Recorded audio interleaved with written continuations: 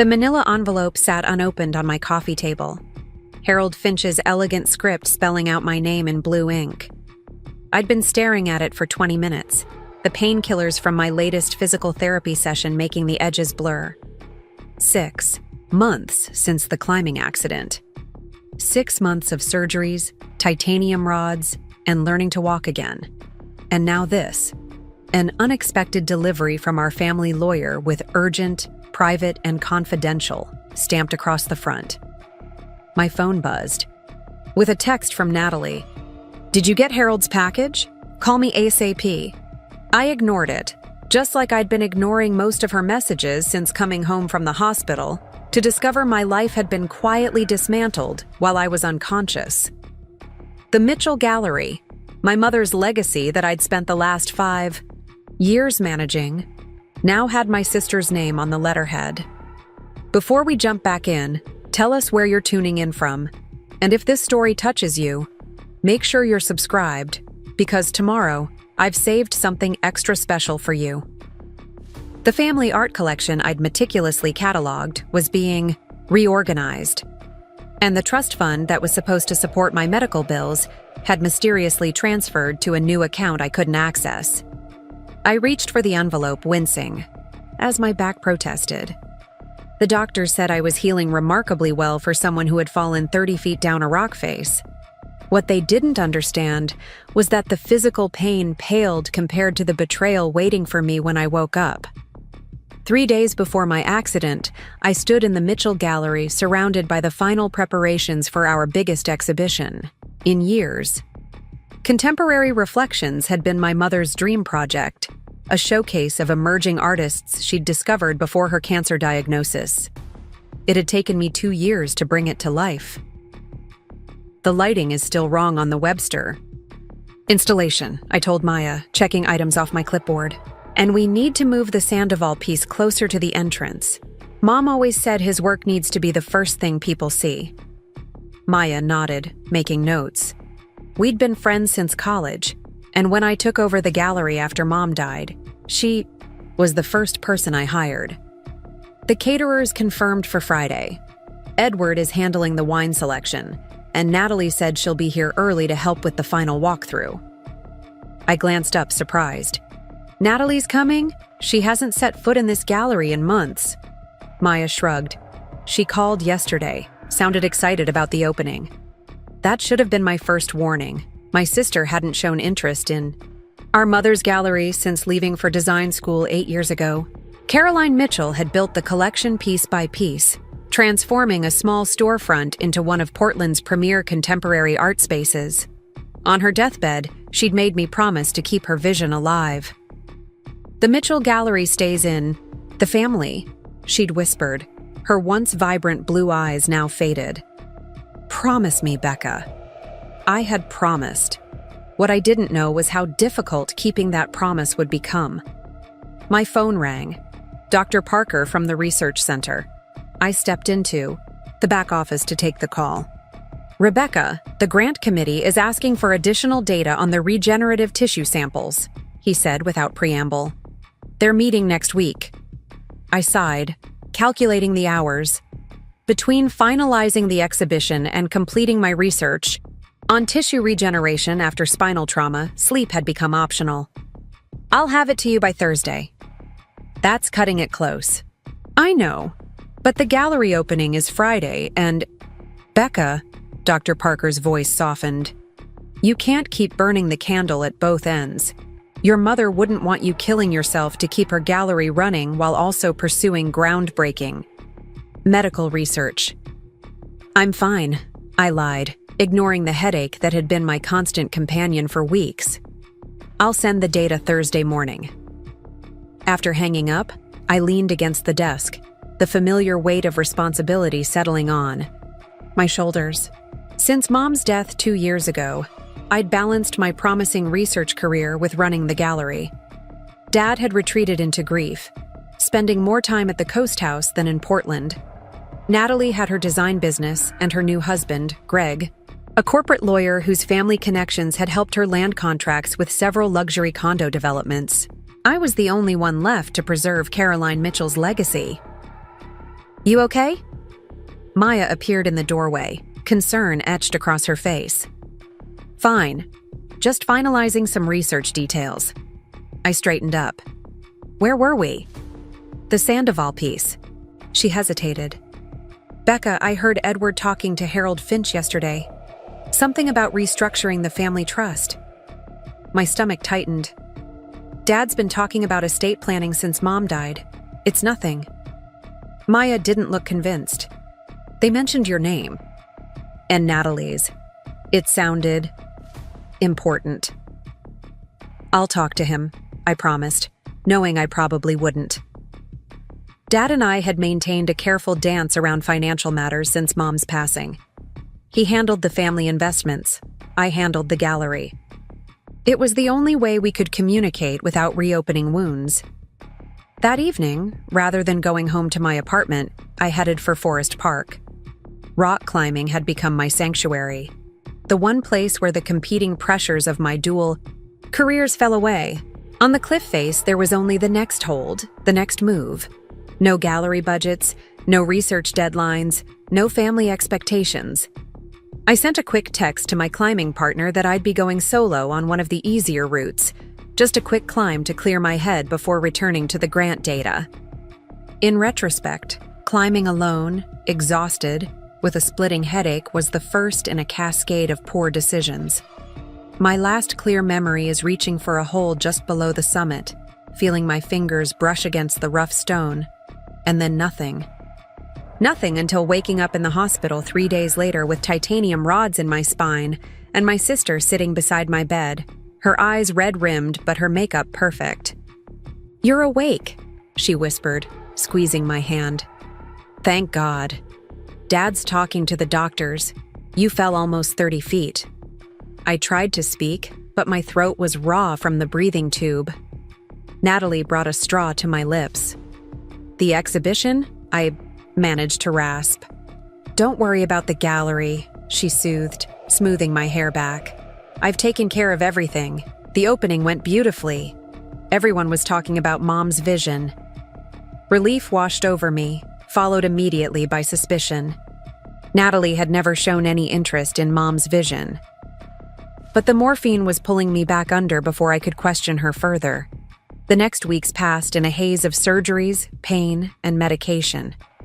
Dad appeared intermittently, his face haggard, muttering about insurance and specialists. Dr. Parker visited regularly, assuring me my research position would be waiting once I recovered. Maya brought flowers and gallery updates, though her smiles seemed strained. It was 6 weeks before I was lucid enough to ask the right questions. By then, it was too late. "What do you mean Natalie's running the gallery?" I demanded, attempting to sit up in my hospital bed despite the fire racing down my spine. "That's not possible." Maya looked uncomfortable. "There was an emergency board meeting. Your father said with your injuries, the uncertainty of your recovery, the gallery needed direction. I built that exhibition. I've run that gallery, single-handedly for 2 years. I know." Maya wouldn't meet my eyes. Natalie presented a whole new vision for the space. More commercial exhibitions, corporate partnerships. She's already changed the fall schedule. The betrayal hit harder than the ground had when I fell. And the board just agreed to this? Edward supported her proposal. She had Greg draft all the legal documentation. It was very professional. Maya finally looked up. "Becca, there's something else. The Mitchell Family Trust." A nurse entered with my medication, ending the conversation. By the time she left, Maya had to go, promising to return the next day. She never did. Instead, Natalie appeared the following morning, dressed in one of her designer suits, a portfolio tucked under her arm. "How are you feeling?" she asked brightly, setting a smoothie on my tray. "The doctors say you're making excellent progress." I stared at her, this stranger wearing my sister's face. "Why?" She blinked, momentarily thrown. "Why what? Why? Did you take the gallery? You never cared about Mom's work." Natalie's expression softened into something dangerously close to pity. "Becca, be reasonable. You were in a coma. The doctors weren't sure if you'd walk again. The gallery couldn't just sit there with no one at the helm. I was in a coma for 3 days, not 3 years. You didn't even wait until I was conscious to start taking over." She sat down, crossing her legs primly. "I didn't come here to argue. I came to show you the exciting new direction we're taking. The Mitchell Gallery is going to become a cornerstone of Portland's luxury art market. Greg's connections have already brought in 3 major collectors." My mother's words echoed in my head. Art isn't about luxury, Rebecca. It's about seeing the world through someone else's eyes. Never forget that. "This isn't what Mom wanted," I said quietly. Natalie's smile hardened. "Mom isn't here, and frankly, her vision wasn't sustainable. The gallery was operating at a loss, Becca. Did you know that?" I hadn't. I'd been so focused on preserving Caroline Mitchell's artistic legacy that I'd delegated the financial oversight to the accountant Dad had recommended. "That's not possible. The sales from the Hernandez collection alone should have..." Preparing and narrating this story took us a lot of time, so if you are enjoying it, subscribe to our channel. It means a lot to us. Now back to the story. Been reinvested in gallery improvements, according to Dad. She opened her portfolio, revealing floor plans for a completely redesigned space. We're expanding into the adjacent storefront. Higher ceilings, better lighting, a private showing, room for serious buyers. With what money? The question came out sharper than I intended. Natalie hesitated, just for a moment. The trust, of course. Mom's insurance payout, the investments. It's all being channeled into the new vision. The trust that was supposed to support my medical expenses. The trust that I could no longer access. "Get out," I whispered, a cold fury replacing the initial shock. "Don't be dramatic. Get out!" My voice rose, bringing a nurse hurrying into the room. Natalie gathered her portfolio, shaking her head sadly. "You're not thinking clearly. We'll talk when you're feeling better." We didn't talk again until after my discharge, 2 months later. By then, I'd pieced together more of what happened during those critical weeks of my hospitalization. Dad had indeed restructured the family trust, with Harold Finch's assistance, transferring control to Natalie for the duration of Rebecca's incapacity. Except no one had bothered to revisit that arrangement once I regained consciousness. The gallery's artistic direction had been completely overhauled, with my mother's carefully cultivated relationships with emerging artists discarded in favor of safer, more commercial work. Most devastating was discovering that the family art collection, pieces Mom had personally selected, including a small Sandoval she'd bought when the artist was completely unknown, was being sold off piece by piece to fund the gallery renovation.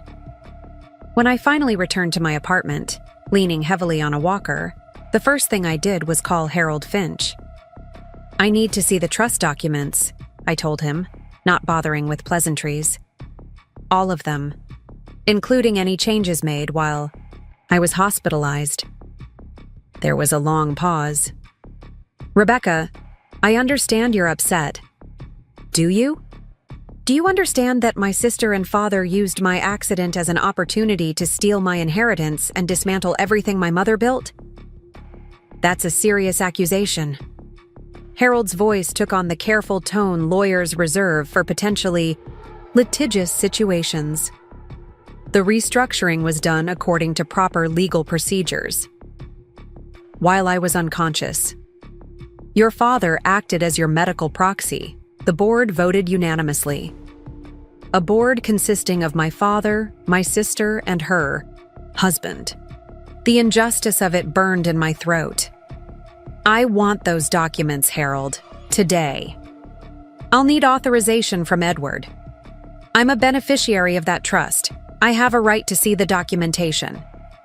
My spine throbbed with pain, but I forced myself to stand straighter. "Unless you'd prefer I contact the State Bar Association?" The documents arrived by courier that afternoon.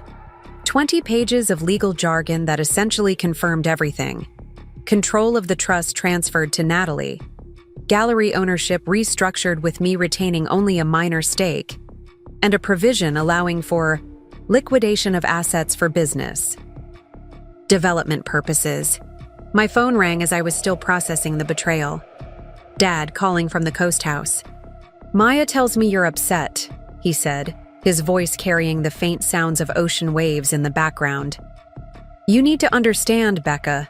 These decisions were made for the good of the family." "The good of the family?" I clutched the phone, so tightly my knuckles whitened.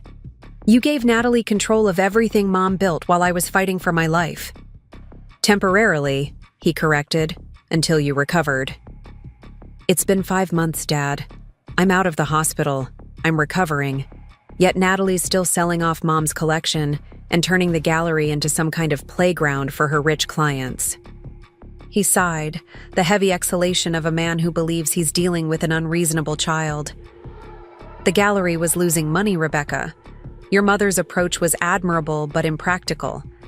Natalie has a business plan, connections through Greg. Mom trusted me with her legacy. And you nearly died." His voice cracked unexpectedly. "Do you have any idea what it was like? Getting that call? Seeing you hooked up to those machines? The doctors saying you might never walk again?" I fell silent, caught off guard by the raw emotion. "I couldn't lose you too," he continued more quietly. "The gallery, the art, none of it matters compared to that. I needed you to focus on healing, not worrying about business." "So you just gave everything to Natalie?" "She stepped up when we needed her. You've always been so independent, so determined to do everything yourself, like your mother." There was a wistfulness in his tone.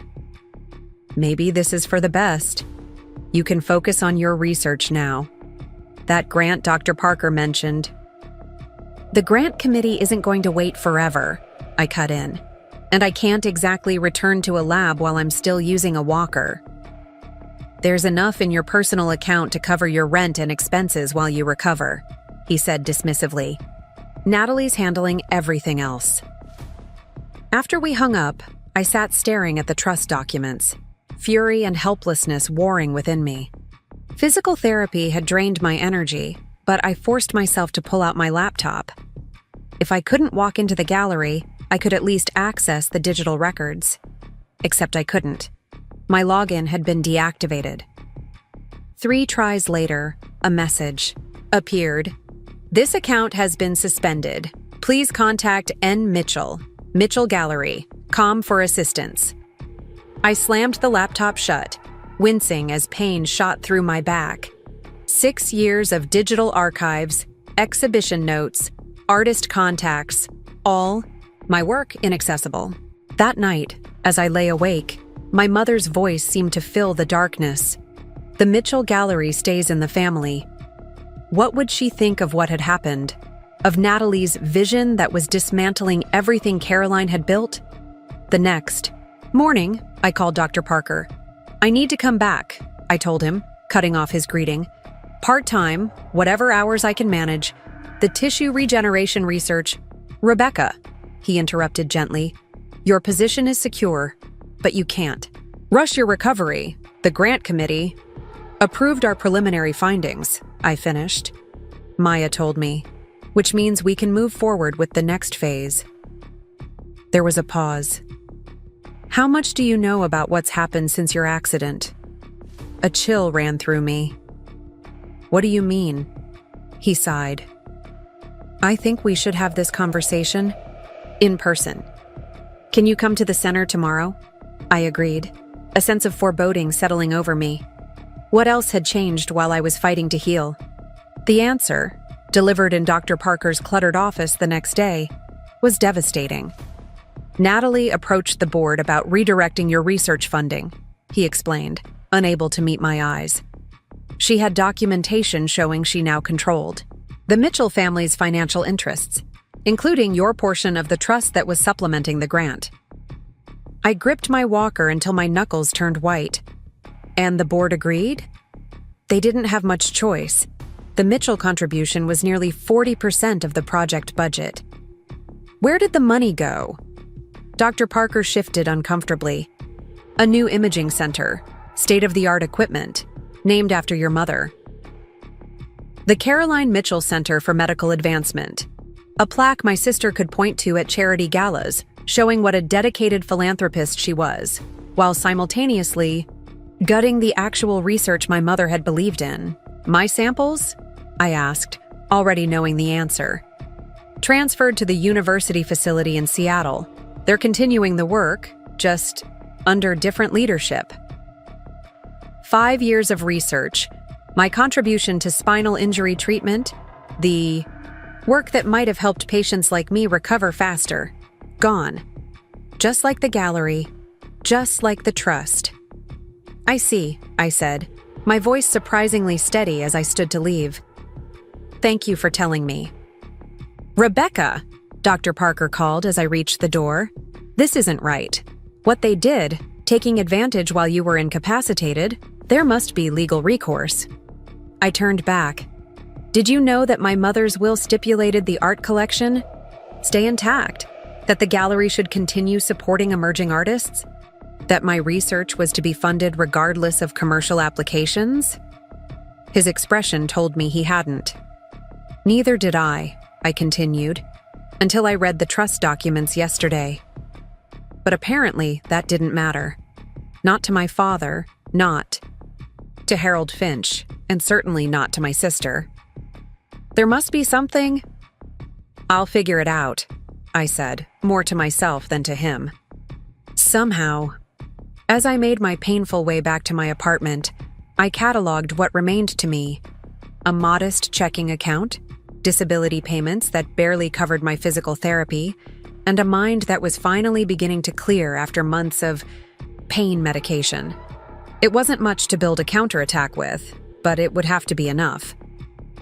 That evening, I received a text from an unfamiliar number.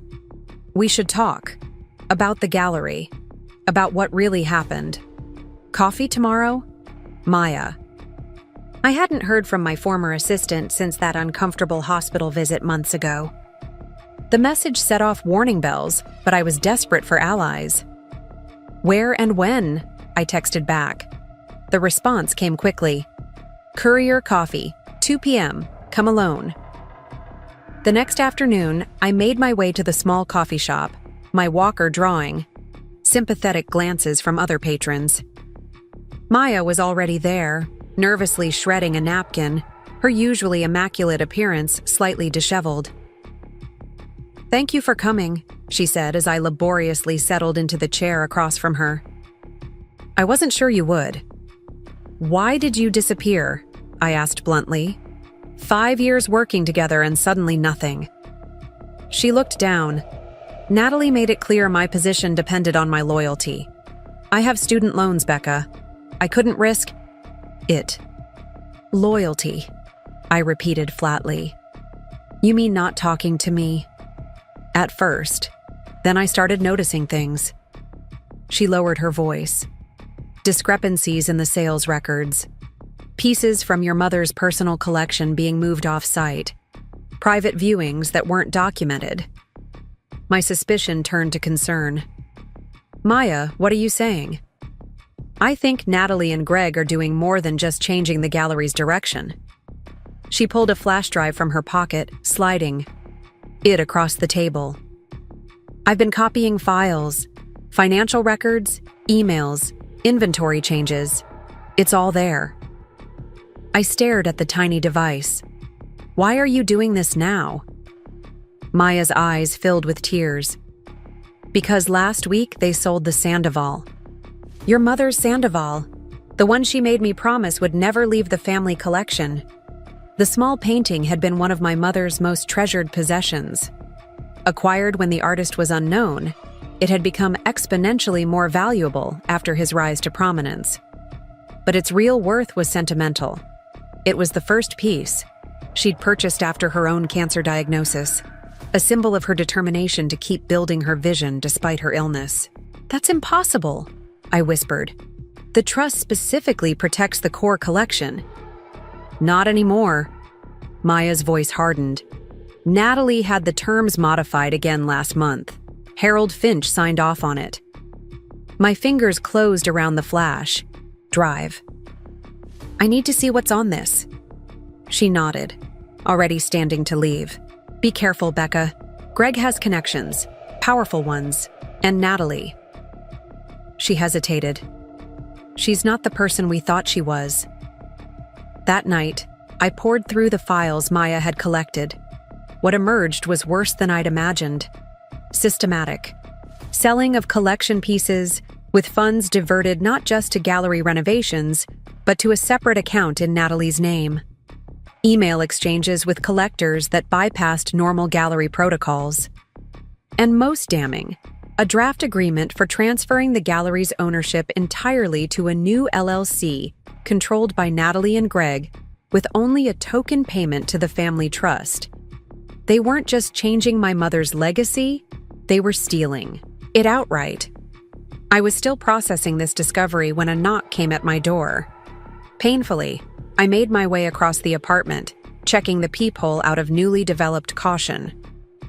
Harold Finch stood in the hallway, his tall frame stooped with age, a manila envelope clutched in his gnarled hands. When I opened the door, he looked startled, as if he'd expected someone else. Rebecca, you're looking better. What do you want, Harold? My tone made it clear pleasantries weren't welcome. He glanced past me into the apartment. May I come in? This isn't a conversation for hallways.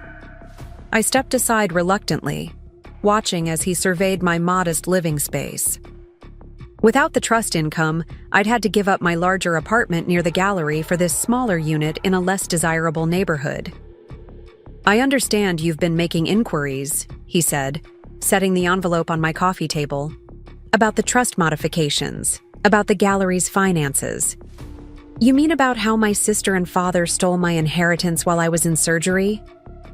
I remained standing, despite the pain shooting through my back. Yes, I've been asking questions. Harold's weathered face creased with what appeared to be genuine discomfort. It's more complicated than you realize. Enlighten me. He gestured to the envelope. Before I do, I need you to understand something. I've been your family's attorney for 37 years. I've known you since you were born. What I'm doing right now could end my career. That got my attention. What are you talking about? Your mother left specific instructions, a letter to be delivered to you under certain circumstances. He tapped the envelope. I believe those circumstances have arisen. My heart began to race. What circumstances? The dissolution of her legacy. Harold's voice was barely above a whisper. Caroline made me promise that if the gallery, the collection, or her research funding were ever endangered, I was to give you this. Only you. I stared at the envelope, the same elegant script I'd seen on countless gallery documents spelling out my name in my mother's handwriting. Why now? I demanded, anger flaring.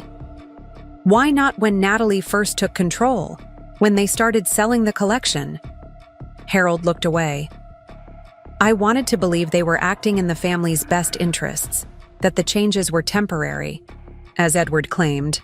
I was wrong. He stood to leave. Whatever you decide to do with that information is up to you.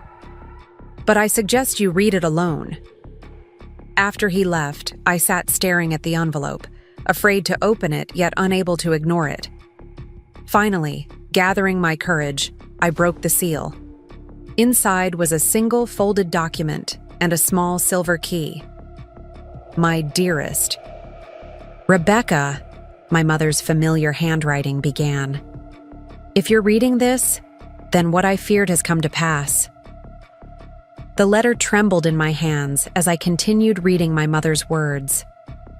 If you're reading this, then what I feared has come to pass. The gallery, the collection, or the research funding has been compromised. I hoped this day would never come, but I've learned that hope is a poor substitute for preparation. When I was diagnosed, I made arrangements that your father and sister know nothing about. A separate trust, documented only between myself and Harold, containing assets that cannot be touched by anyone but you. The key enclosed opens a safe deposit box at First Meridian Bank downtown. Box 413. Inside, you'll find everything you need. Rebecca, I chose you to protect my legacy not because you were the eldest, but because you understood what truly mattered. Not the monetary value of art, but its power to change how we see the world. Not the prestige of medical research, but its potential to ease suffering. Natalie has always been your father's daughter, pragmatic, ambitious, focused on appearances. I love her dearly, but I never trusted her with what I built. Trust yourself. Trust what I've left for you. And remember that sometimes, to protect what matters, you must be willing to fight. All my love always, Mom. I read the letter 3 times, each pass revealing new layers of meaning. My mother had foreseen this betrayal. She had prepared for it. The realization both comforted and devastated me. The silver key felt impossibly heavy in my palm. Whatever awaited me in that safe deposit box represented my mother's final act of protection. A contingency plan created in her last months of life when she should have been focusing on her family, not safeguarding her legacy from them. Despite the late hour and the exhaustion weighing on my limbs, I couldn't wait. I called a rideshare, the driver helping me and my walker into the back seat as I directed him to First Meridian Bank. The night security guard looked skeptical when I explained. I needed access to the safe deposit vault. Ma'am, the vault's closed until morning banking hours, he said, eyeing my walker with thinly veiled impatience. I pulled out my ID and the silver key. This is an emergency. I understand if you need to call a manager. 20 minutes and several phone calls later, I was escorted into the vault by an irritated assistant manager. Box 413 was larger than I expected, positioned near the bottom of the wall of identical metal doors. I'll need privacy, I told the assistant manager as he inserted his master key alongside mine. Bank policy requires... I'm aware of the policy, I interrupted, channeling my mother's boardroom voice. I'm also aware that my mother, Caroline Mitchell, was a significant client of this institution for over 20 years. His resistance crumbled. 10 minutes, he conceded, stepping outside the small viewing room. When I opened the box, I found several neatly organized items, a leather portfolio, a USB drive labeled with my name, a small jewelry box, and an envelope containing what appeared to be legal documents. On top was a handwritten note. Start with the USB drive. Everything else will make sense afterward. CM. I slipped the contents into my bag, my heart pounding with a mixture of anticipation and dread. Whatever revelations awaited me, I wanted to face them in the privacy of my own apartment. The assistant manager checked his watch pointedly as I emerged. Find what you were looking for? Yes, I replied, though I had no idea what I'd actually found. Thank you for your assistance. Back in my apartment, I plugged the USB drive into my laptop, hands trembling slightly. A single video file appeared on the screen. When I clicked it, my mother's face filled the display. She looked thin but vibrant, her signature red lipstick perfectly applied despite the hollows in her cheeks. This was recorded in her final months, after the treatments had failed but before she became bedridden. Rebecca, she began, her voice strong despite her fragile appearance. If you're watching this, it means the safeguards I put in place have been breached. I'm sorry I couldn't be there to protect what we built together. Tears blurred my vision, but I blinked them away, unwilling to miss a single moment of this unexpected gift. The documents in the box detail a secondary trust I established shortly after my diagnosis. The Caroline Mitchell Private Collection Trust contains several key assets. The original founding documents of the gallery, granting ultimate ownership control to the trust rather than to the family. The intellectual property rights to my collected essays and catalogs, And most importantly, 12 key pieces from my personal collection that were quietly transferred to a secure storage facility. She leaned closer to the camera, her blue eyes so like my own, intense with purpose. These 12 pieces include the Sandoval, the early Hernandez works, and the Martinez sculpture series. They are not merely valuable art, Rebecca. They represent the relationships I built with artists when they were unknown, the vision I had for contemporary art in this city. No one, not your father, not Natalie, not even the gallery board, knows about this separate collection. My breath caught. The Sandoval that Maya said had been sold. How could Natalie have sold something she didn't actually possess? As if reading my thoughts, my mother continued. I arranged for high-quality reproductions of these pieces to remain in the main collection. Only an expert would know the difference. The originals are safe, waiting for the right moment to re-emerge. A small, incredulous laugh escaped me. My meticulous, rule-following mother had created forgeries of her own collection as an insurance policy. The jewelry box contains the access codes and location details for the storage facility. The leather portfolio holds my private journals, documenting the real provenance of each piece, along with my plans for their eventual public display. Rebecca, I'm giving you a choice. You can use these assets to rebuild what may have been lost, or you can reveal the truth and reclaim what was always meant to be yours. The legal documents provide you with the authority to do either. She paused, reaching for something off camera. When her hand reappeared, she was holding a small photograph, me at my college graduation, standing proudly beside one of her early exhibitions. You were always the one who understood that art isn't about possession or prestige. It's about vision, about seeing possibilities others miss. Her smile turned wistful. Whatever you decide, know that I trust you completely. Lead with your heart, but protect yourself with your mind. The video ended, my mother's face freezing on the screen in a final smile. I sat in stunned silence, processing the magnitude of what she'd left me. Not just art and legal documents, but a choice, a way forward. Power I hadn't realized I possessed. With shaking hands, I opened the jewelry box. Inside was a key card, a small notebook with coordinates and entry codes, and a business card for Artemis Secure Storage Solutions with a handwritten phone number on the back. The leather portfolio contained my mother's private journals, her elegant handwriting, filling page after page with observations about artists, exhibitions, and acquisitions. But interspersed with these professional notes were more personal entries. Edward doesn't understand why I continue acquiring emerging artists when the established names would be better investments. He measures everything in financial terms. Now, I wonder when that happened to the idealistic young man I married. Natalie asked for money again today, another business venture with guaranteed returns. I suggested she apply for a small business loan instead. The resulting argument ended with her accusing me of favoritism toward Rebecca. Perhaps she's right in a way. Rebecca has never asked for anything except the opportunity to earn her place. The doctors have given me an estimate. 6 months, perhaps less. Not enough time to correct all my mistakes, but perhaps enough to protect what matters most. The entries became more focused as her illness progressed, detailing her plan to create the separate trust and secure the most important pieces of her collection. The final entry, dated just 2 weeks before her death, read simply, "All arrangements complete. Rebecca will know what to do when the time comes. I only pray that time is far away." I closed the journal, overwhelmed by this intimate glimpse into my mother's final thoughts.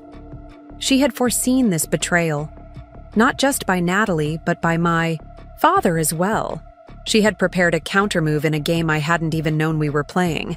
The legal documents confirmed everything. I was the sole trustee of the Caroline Mitchell Private Collection Trust, with complete authority over assets valued at approximately $12 million. A fortune hidden in plain sight, waiting for me to claim it. My phone buzzed with a text from Natalie. "Dad says you're asking questions about the gallery finances. We should talk. Brunch tomorrow? My treat." I stared at the message, anger and vindication warring within me.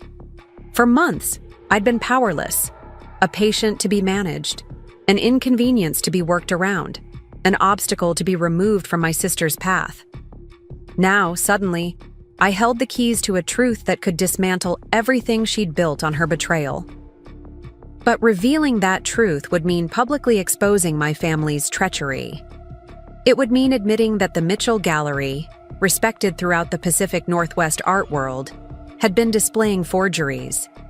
It would mean lawsuits, scandal, the destruction of my mother's public legacy, even as I tried to preserve its essence. I needed more information before deciding my next move. Setting aside the documents, I pulled up Maya's flash drive, diving deeper into the financial records she'd collected. What I found turned my simmering anger cold.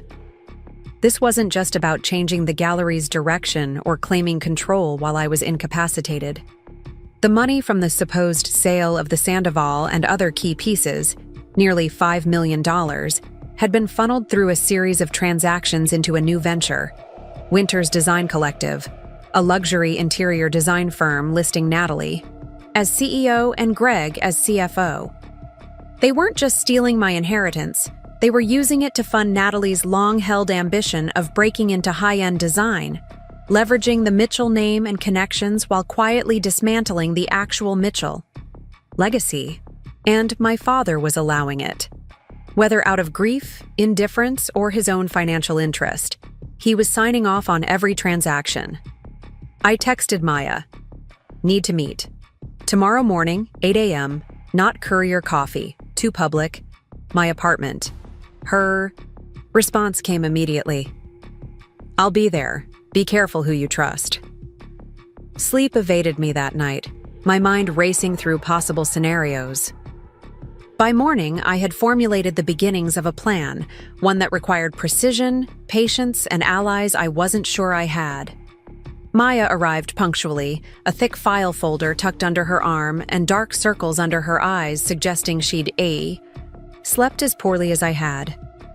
"You look terrible," she said by way of greeting, eyeing my rumpled appearance. "Back at you." I gestured to the coffee I'd prepared.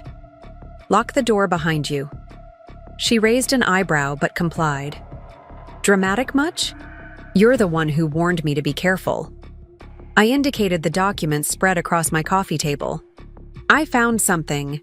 Several somethings, actually." As concisely as possible, I explained about Harold's visit, my mother's letter, and the safe deposit box contents. Though I left out the location of the secure storage facility and any mention of the art forgeries. Maya might be helping me now, but I wasn't ready to trust anyone completely. "Holy shit," she breathed when I finished. "Your mother was some kind of strategic genius." She was certainly more perceptive than I gave her credit for. I tapped the financial records on my laptop screen. But I need to understand exactly what Natalie and Greg have done. These transfers are complicated. Maya's expression darkened. "That's why I brought this." She opened her file folder, revealing printouts of emails, bank statements, and what appeared to be architectural plans. They're not just using the gallery money for Natalie's design firm.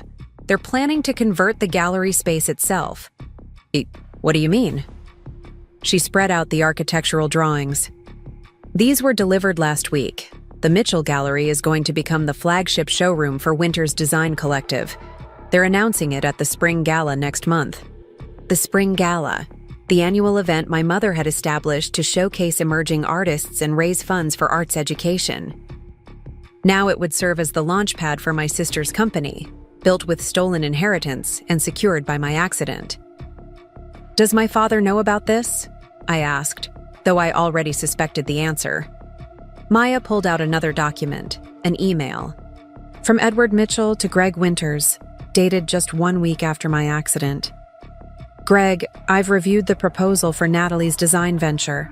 While I'm uncomfortable with the timeline, I recognize that we need to move forward. Rebecca's situation has created an unexpected opportunity to consolidate family resources. I trust you'll handle the legal aspects with appropriate discretion. The gallery rebranding should wait until we're certain about her prognosis. My hands clenched into fists. The physical pain of my still healing spine, nothing compared to this fresh betrayal.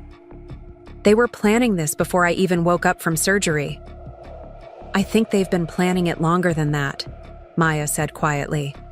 I found other emails dating back months before your accident. Greg was already talking to contractors. Natalie was securing clients. They just needed access to the Capitol and the gallery space, which my accident conveniently provided. The pieces aligned with sickening clarity. The gallery was never losing money, was it? Maya shook her head. No, it was actually becoming more profitable under your management. The losses only started appearing in the books after Natalie took control. Creative accounting to justify the changes. I leaned back, wincing as my back protested. So what's their endgame? Turn the gallery into a design showroom? Sell off my mother's collection piece by piece? And use the proceeds to fund Natalie's company? Pretty much. The Mitchell name still has value in the art world. They're leveraging that for the design business. Most of the collectors don't know or care about your mother's vision. They just want the prestige of the Mitchell connection. I thought of the 12 original pieces secured in my mother's secret storage facility. The ace in the hole she'd provided me, proof not only of Natalie's deception, but of her outright fraud in selling forgeries as originals. But using that proof would destroy the gallery's reputation completely. My mother's legacy would be tarnished by scandal, the very thing she'd worked to prevent. I'm meeting Natalie for brunch tomorrow, I said after a moment of contemplation. She doesn't know what I've discovered. Maya looked alarmed. Is that wise? If she suspects, she thinks I'm still the compliant older sister too, focused on recovery to fight back, too proper to make accusations without irrefutable proof. I allowed myself a small, grim smile. Let her keep thinking that, for now. What's your plan? I hesitated. As much as I needed Maya's help, complete transparency felt dangerous. I need more information before I make my next move.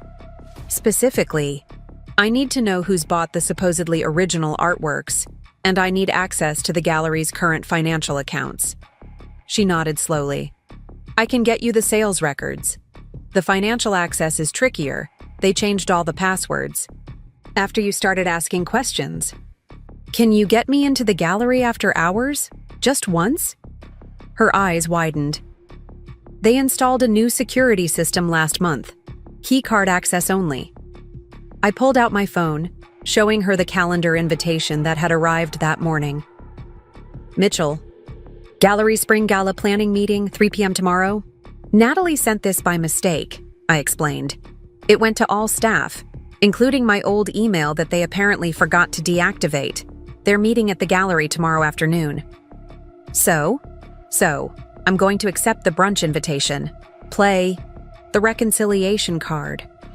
Keep her occupied while you access her office computer during the planning meeting. Maya looked skeptical. That's risky. If anyone recognizes you, they won't.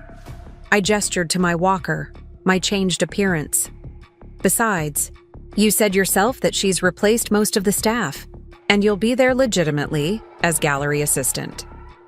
What exactly am I looking for on her computer? Financial transfers, sales records for the Sandoval and other major pieces, communications with buyers.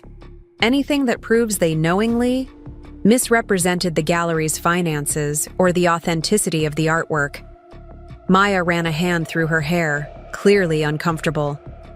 Becca, if they catch me, they won't. I reached for her hand. Maya, you're the only person I can trust right now. My mother built something beautiful, something that mattered. They're turning it into a showroom for overpriced furniture. She sighed, squeezing my hand before releasing it. Fine.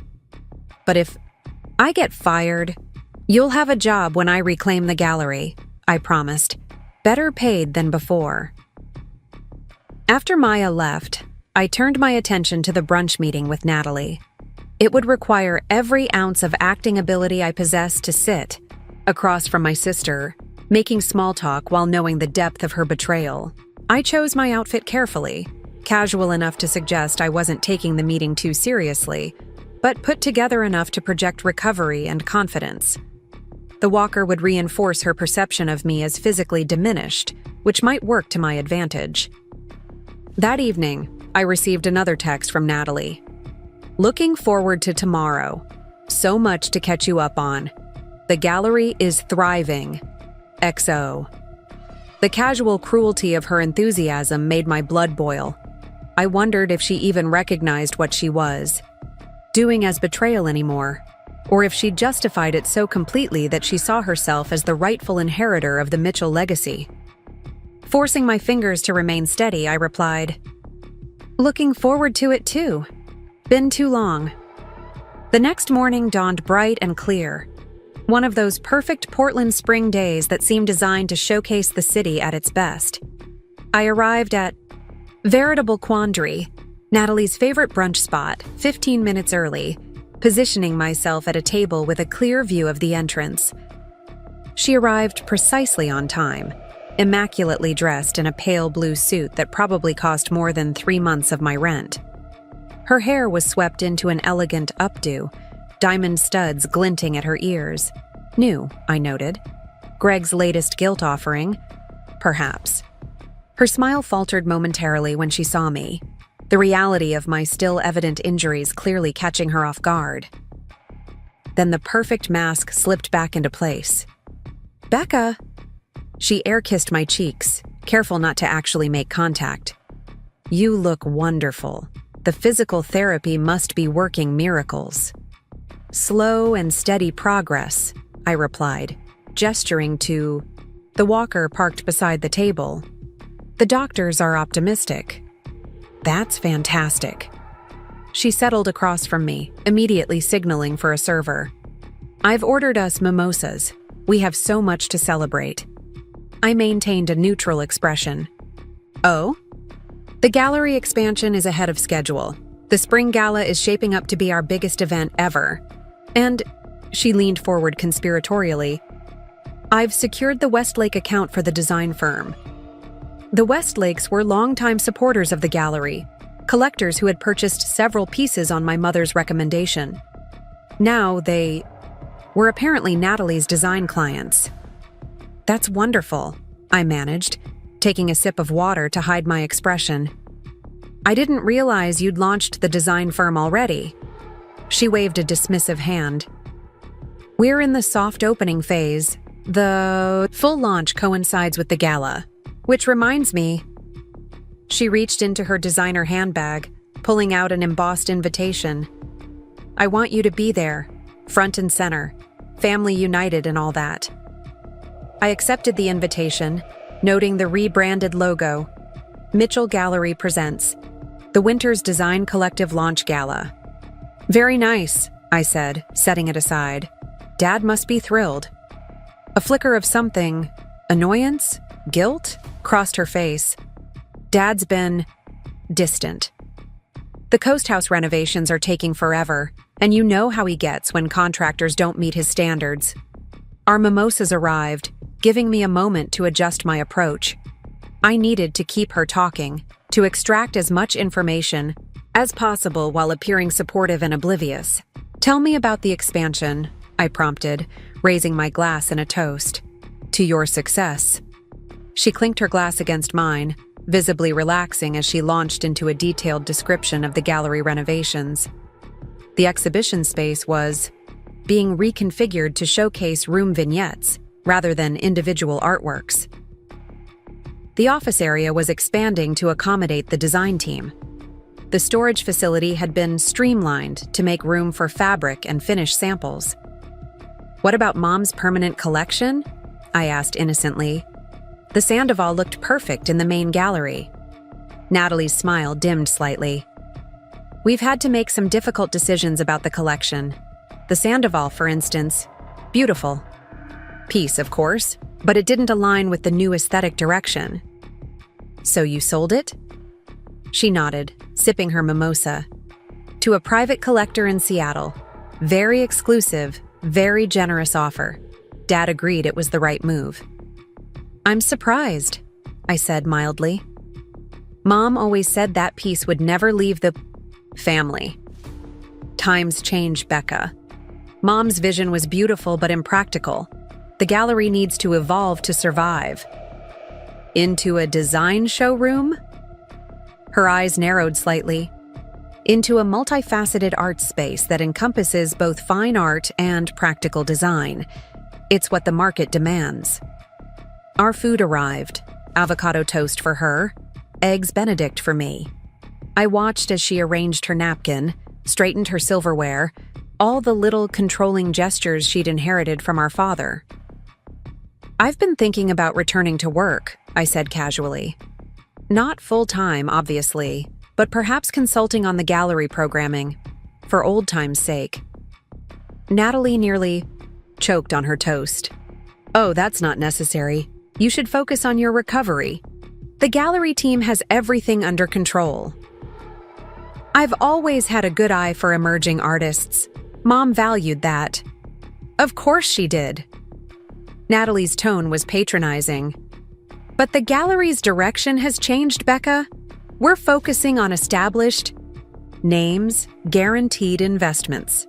The emerging artist program has been paused. Another piece of my mother's legacy dismantled. The emerging artist exhibitions had been the heart of the Mitchell Gallery, the programming that had established its reputation for discovering new talent. I see. I took a bite of my eggs, giving myself time to control my expression. And the education outreach? The school tours?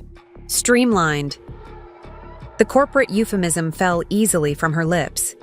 We're allocating resources more strategically now. Eliminated, in other words. The free tours for public school students, the workshops for aspiring young artists, all gone to make way for Natalie's luxury design business.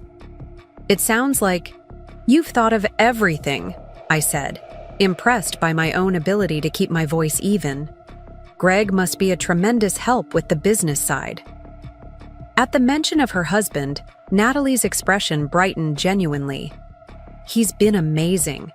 His business background, his connections, we couldn't have managed the transition without him. I'd love to hear more about the financials sometime, I said as if making casual conversation. The gallery always operated so close to the margin under Mom's direction. It must be satisfying to turn that around. She hesitated, her fork pausing, halfway to her mouth. The financial details are rather complex. Greg handles most of that now. Of course, I smiled reassuringly. I'm just curious about the business model. Combining fine art with interior design seems innovative. The tension in her shoulders eased. It's all about synergy. Art collectors need beautifully designed spaces to showcase their investments. Design clients want curated art pieces to complete their environments. We're creating a one-stop luxury experience and stripping away everything my mother valued in the process. Smart, I nodded. Very forward-thinking. Natalie preened at the praise, launching into a self-congratulatory monologue about her vision for the Mitchell winters. Brand.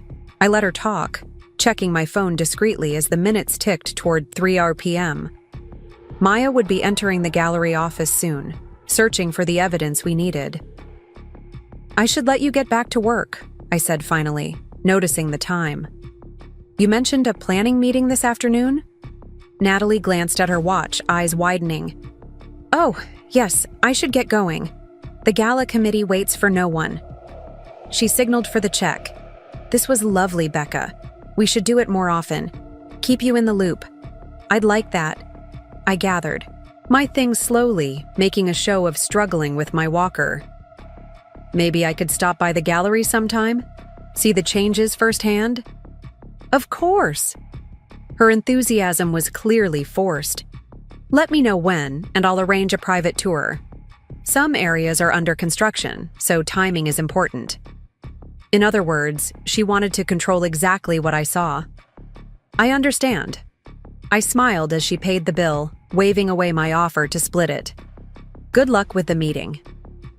She hurried off after a quick, superficial hug, already texting on her phone as she exited the restaurant. I watched her go, counting to 100 before pulling out my own phone to text Maya. She's on her way, running about 10 minutes late. Be careful. The response came back immediately. Already in position. Her office door has a keypad now. Any ideas on the code? I thought for a moment. Despite everything, I knew my sister. Her passwords had always been predictable. Significant dates, favorite numbers. Try 0317. I texted back. Her wedding date. A minute passed, then no luck. Try 2209. Our mother's birthday. Another pause, then I'm in. Starting file transfer now. I exhaled slowly, relieved yet tense. Text when you're out. Be safe. Settling the remainder of my bill, I made my way slowly outside, deliberately taking longer than necessary with the walker. A rideshare would take me back to my apartment, where I'd wait for Maya's update and plan our next move. As I settled into the car, my phone buzzed with an incoming call. Not Maya, but Harold Finch. Rebecca, he said when I answered, his voice tight with urgency. Where are you right now? Heading home. Why? Don't go to your apartment. Come to my office immediately. The tension in his tone set alarm bells ringing. What's happened? Your sister called me this morning asking about your mother's estate documents, specifically if Caroline had established any trusts outside the main family holdings. My blood ran cold. What did you tell her? Nothing, of course. Attorney-client privilege. But the fact that she's asking these questions now, right after my visit to you. You think she suspects something. I think, Harold said carefully, that you may have underestimated Natalie's awareness. She mentioned seeing you this morning and finding you surprisingly well-informed about gallery matters. I glanced out the window, suddenly paranoid. Had our brunch been Natalie's way of assessing what I knew? Had my questions about the finances and the Sandoval tipped my hand? Change of plans, I told the driver, giving him Harold's office address instead. Then back to the phone. I'm on my way. And Harold, I need you to try reaching Maya Santos at the gallery. Tell her to get out now. What have you done, Rebecca? The wariness in his voice was palpable. What my mother would have wanted, I replied, ending the call as the car accelerated through the Portland streets, carrying me toward a confrontation I hadn't planned for but could no longer avoid. Harold Finch's office occupied the top floor of a Victorian-era building in downtown Portland, the kind of space that spoke of old money and discreet legal dealings. The receptionist recognized me immediately, ushering me into his private office despite my lack of appointment. Rebecca. Harold rose from behind his massive oak desk, worry etched into the lines of his face. Thank you for coming so quickly. I maneuvered my walker through the doorway, scanning the room instinctively. Were you able to reach Maya? No answer. He closed the door firmly behind me. I left a message for her to call me urgently. My stomach twisted with anxiety. Tell me exactly what Natalie said. Harold gestured for me to sit, then lowered himself back into his leather chair. She called this morning, ostensibly about routine gallery paperwork, but then she mentioned discovering some irregularities in your mother's estate planning. She asked specifically if Caroline had established any private trusts or separate holdings that weren't disclosed to the family. And I reminded her that my communications with her mother were confidential. She then suggested, quite forcefully, that as the current gallery director and co-trustee of the family assets, she had a right to complete information. He removed his glasses, pinching the bridge of his nose. When I declined again, she said something that concerned me greatly. What? She said, "It's interesting that you visited Rebecca yesterday. I wonder what documents you might have shared with her." Then she mentioned speaking with you today and finding you surprisingly knowledgeable about gallery matters you shouldn't have access to. Cold dread settled in my chest. She had me followed. It appears so. Harold's expression was grim. Rebecca, I've known your sister since she was born. She's always been ambitious, perhaps even ruthless in pursuit of her goals. But this level of surveillance suggests she feels genuinely threatened. My phone buzzed with an incoming text. Maya. Had to leave abruptly. N returned early. Got partial data. Meeting place compromised. Will contact when safe. I showed Harold the message, watching his face pale. This is escalating too quickly, he said. We need to be strategic. I already have a strategy, I replied, my voice hardening. I'm going to use the evidence Maya collected, combined with my mother's hidden trust, to reclaim what's rightfully mine. And then what? Your sister and father will fight this with everything they have. The gallery's reputation could be irreparably damaged in a public legal battle. Is that what you want? The question hit closer to home than I wanted to admit. What I want is justice. What I want is to preserve my mother's actual legacy, not the twisted version Natalie's creating. Harold regarded me thoughtfully. There. Maybe a way to achieve that without destroying everything in the process. He turned to his computer, typing rapidly. Let me show you something. He swiveled the monitor toward me. On the screen was a legal document, amendments to the Mitchell Family Trust dated just 3 weeks after my accident. Your father provided me with these amendments for filing, Harold explained. I processed them as required, but I preserved the original documentation as well. I scanned the document, legal jargon swimming before my eyes. What am I looking for? Page 4, paragraph 6, the incapacity clause. I found the section and read aloud. In the event of Rebecca Mitchell's incapacity, temporary or permanent, control of her interests in the Mitchell Family Trust and Mitchell Gallery of Contemporary Art shall transfer to Natalie Mitchell Winters for the duration of said incapacity, with full decision-making authority regarding asset management and business operations. Now look at the signature page, Harold directed. I scrolled down, noticing immediately what he was pointing out. That's not my signature. No, he agreed quietly. It's not. Nor did you ever grant power of attorney to either your father or sister, which means this entire document is fraudulent. The implications hit me like a physical blow. They forged my signature to steal my inheritance. It appears so. Harold's expression was somber. I suspected as much when I saw it, but without proof or your direct challenge, I couldn't refuse to process the documents. But you kept the originals. I did, and I took the liberty of having a handwriting expert examine them unofficially. He confirmed the forgery.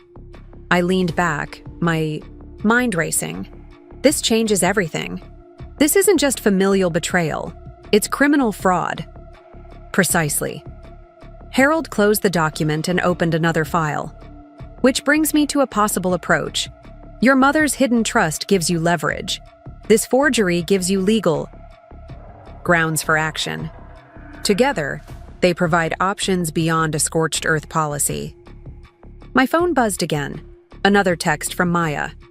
Safe. Meeting at Simon's apartment in 1 hour. Have the data. Simon. Dr. Parker. Smart choice.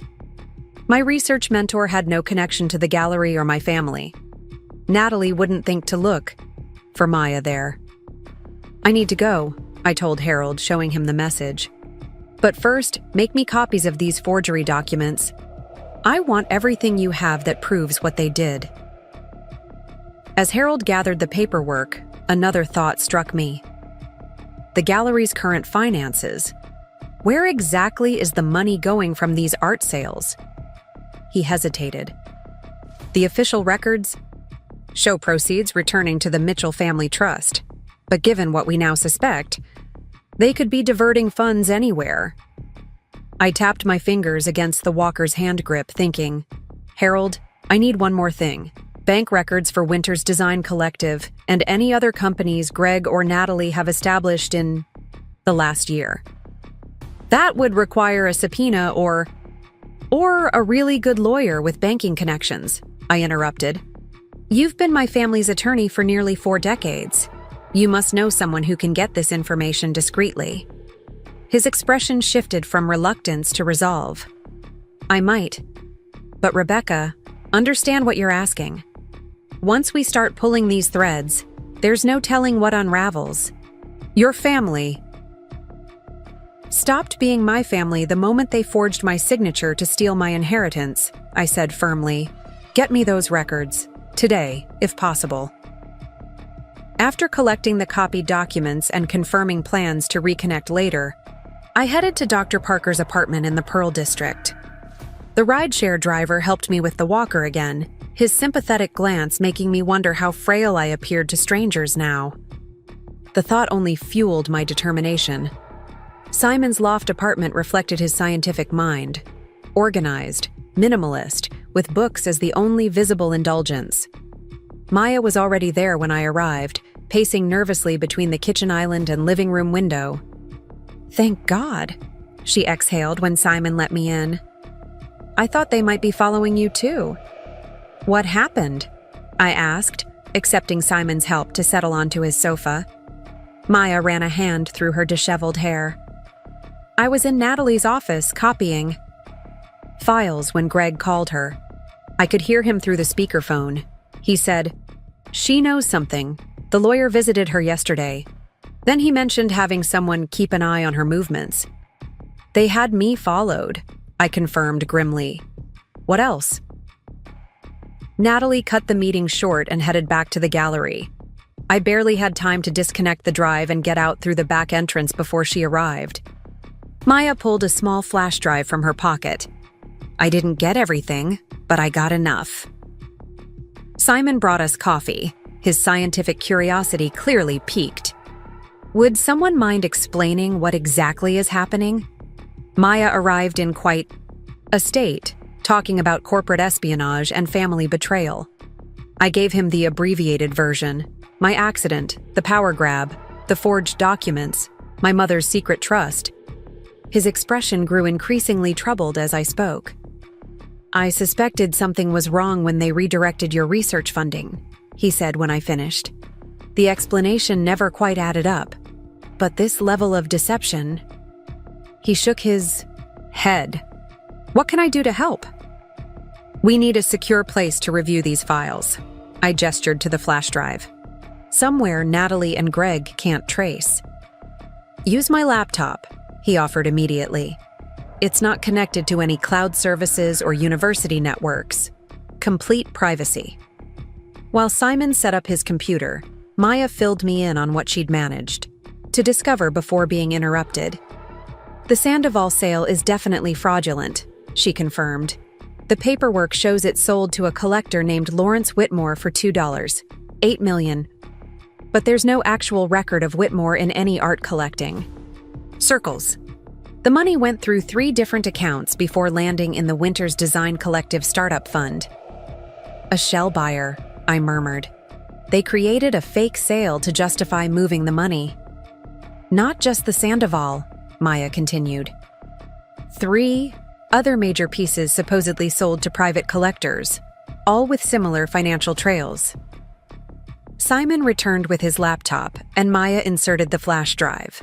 The screen filled with folders, financial records, emails, contracts, gallery inventories. Start with the inventory records, I suggested. Let's see exactly what they've done with my mother's collection. The document that appeared made my blood run cold. A spreadsheet titled Mitchell Collection Asset Liquidation Plan listed every significant piece in my mother's collection, with columns for estimated value, liquidation priority, and fund allocation target. They're planning to sell everything, Maya whispered. The entire permanent collection. I scanned the spreadsheet, noting with grim satisfaction that the 12 pieces my mother had secretly removed were all listed as Tier 1 priority for liquidation. the most valuable assets they planned to convert to cash. Look at the fund. Allocation column, Simon pointed. WDC launch, coast property renovation, overseas account. They're dividing the proceeds among several destinations. Overseas account? I leaned closer. That sounds like they're planning to move money out of the country. Maya clicked through to another document, a series of emails between Greg and someone identified only as Cayman Advisor. The messages discussed establishing an offshore holding company for sensitive family assets, beyond the reach of domestic complications. They're hiding money, Maya concluded, planning for contingencies in case someone challenges their control. Someone like me, I added quietly. The deeper we dug, the worse it got. The gallery renovation wasn't just about creating a showroom for Natalie's design business. It was part of a complete corporate restructuring that would effectively dissolve the Mitchell Gallery as a separate entity. The Mitchell name would remain as a brand under the Winters Design Collective umbrella, but all substantive assets would transfer to the new company. My father's involvement was more complex than I'd initially thought. Some emails suggested he was reluctant about certain aspects of the plan, particularly selling my mother's collection. Others showed he'd ultimately acquiesce to every major decision, apparently persuaded by Greg's arguments about financial necessity and securing the family legacy. He's being manipulated, I realized. Dad's always been financially conservative, risk-averse. Greg's playing on his fears about economic instability. Look at this, Simon said, pointing to an email exchange dated just 2 weeks after my accident. Your father asked specifically about your medical care funding. The email from Edward Mitchell read, "Ensure Rebecca's medical expenses are fully covered from the primary trust. Her care is non-negotiable." Greg's response was smoothly reassuring. "Of course, Edward. Rebecca's medical needs are our first priority. The trust restructuring won't affect her care whatsoever." Yet another document showed that my medical expenses had been shifted to my personal health insurance rather than the trust, with only minimal supplementary coverage provided, far less than what my father had apparently intended. They lied to him too, I said softly. The realization didn't excuse my father's actions, but it added another layer to the deception. My phone rang, Harold Finch calling with an update. "I've secured some of the financial information you requested," he said without preamble. "The results are concerning. Are you somewhere secure where we can talk freely?" I put him on speaker, allowing Maya and Simon to hear. "I'm with trusted friends. What did you find?" Winters Design Collective received initial capitalization of approximately $7 million over the past 4 months. The funds originate from sales of Mitchell Gallery assets, though the paper trail has been intentionally obscured. "We found evidence of that here as well," I confirmed.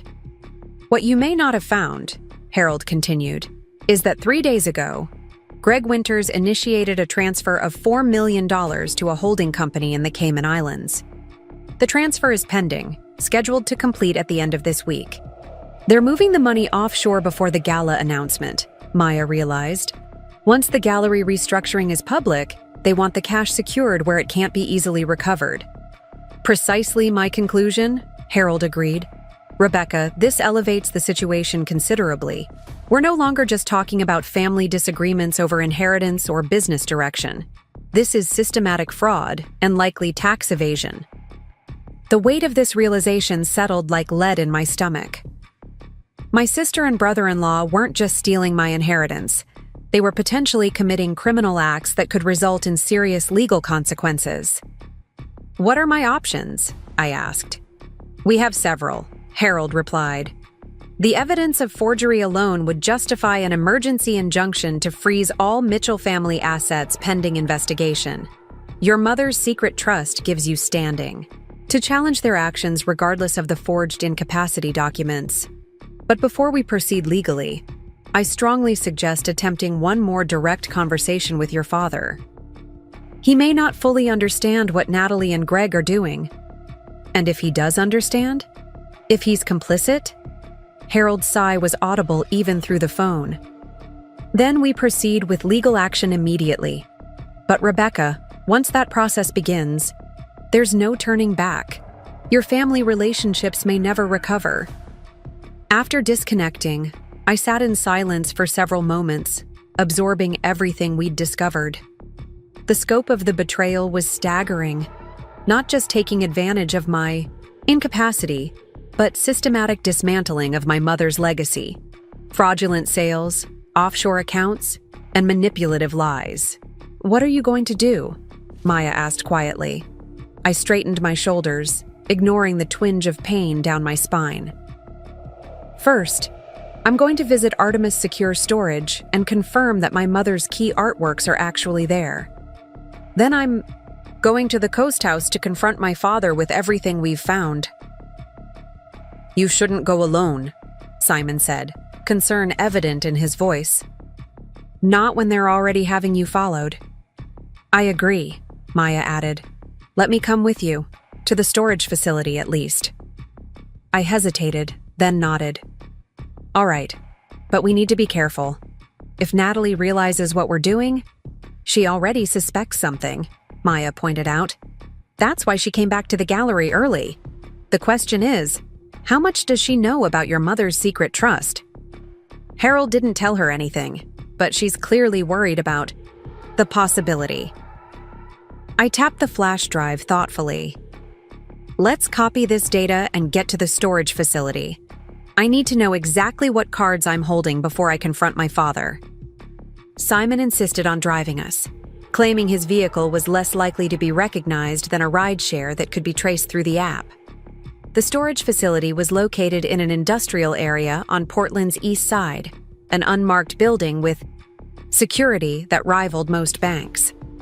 The key card and access codes from the jewelry box granted us entry to a climate-controlled interior, where uniformed staff requested additional identification. "Ms. Mitchell," the facility manager greeted me after verifying my credentials.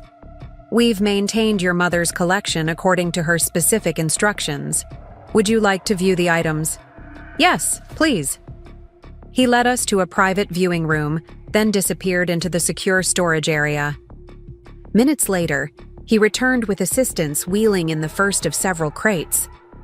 "The Sandoval, as requested," he announced, carefully removing the protective covering. There it was, my mother's beloved painting, the real Sandoval that had supposedly been sold to a collector in Seattle. The colors were exactly as I remembered, the brushstrokes distinctive and alive in a way no reproduction could capture. "It's authentic," I confirmed, emotion threatening to overwhelm me. "Let's see the others." One by one, the 12 key pieces from my mother's collection appeared, each genuine, each exactly as documented in her private journal. The Martinez sculptures with their distinctive patina, the early Hernandez works with the artist's preliminary signatures, the Yoshida installation pieces with their carefully numbered components. "She really did it," Maya whispered, awe evident in her voice. "Your mother protected the most important pieces, just like she said." "Not just protected them," I corrected, examining the documentation the manager provided. "She established their provenance irrefutably. These certificates, these photographs, they prove these are the authentic works. Which means the pieces Natalie sold were forgeries," Maya finished. "Reproductions passed off as originals. That's art fraud." The implications were staggering. Not only had Natalie and Greg stolen my inheritance, but they'd committed fraud against the buyers of these supposed masterpieces.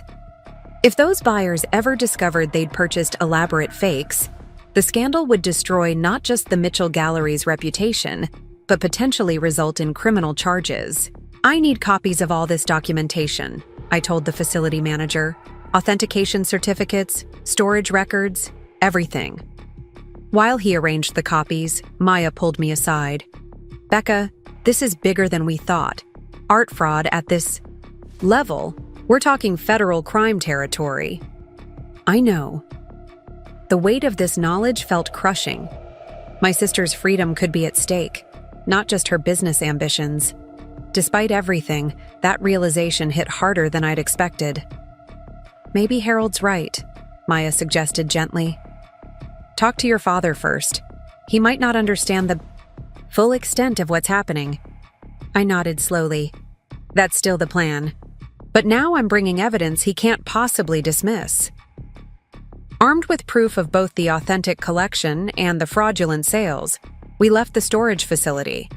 Simon was waiting in the car, his expression tense. Everything all right? I asked as we climbed in. Not sure. He gestured toward his phone. I just got a call from a number I didn't recognize. When I answered, no one spoke, but I could hear breathing before they hung up. Probably a wrong number, Maya suggested, though she didn't sound convinced. Maybe. Simon started the car. Or maybe someone's trying to figure out who Rebecca's meeting with. The thought sent a chill through me. Let's not take chances. Drop us at Harold's office. I'll arrange secure transportation to the coast from there.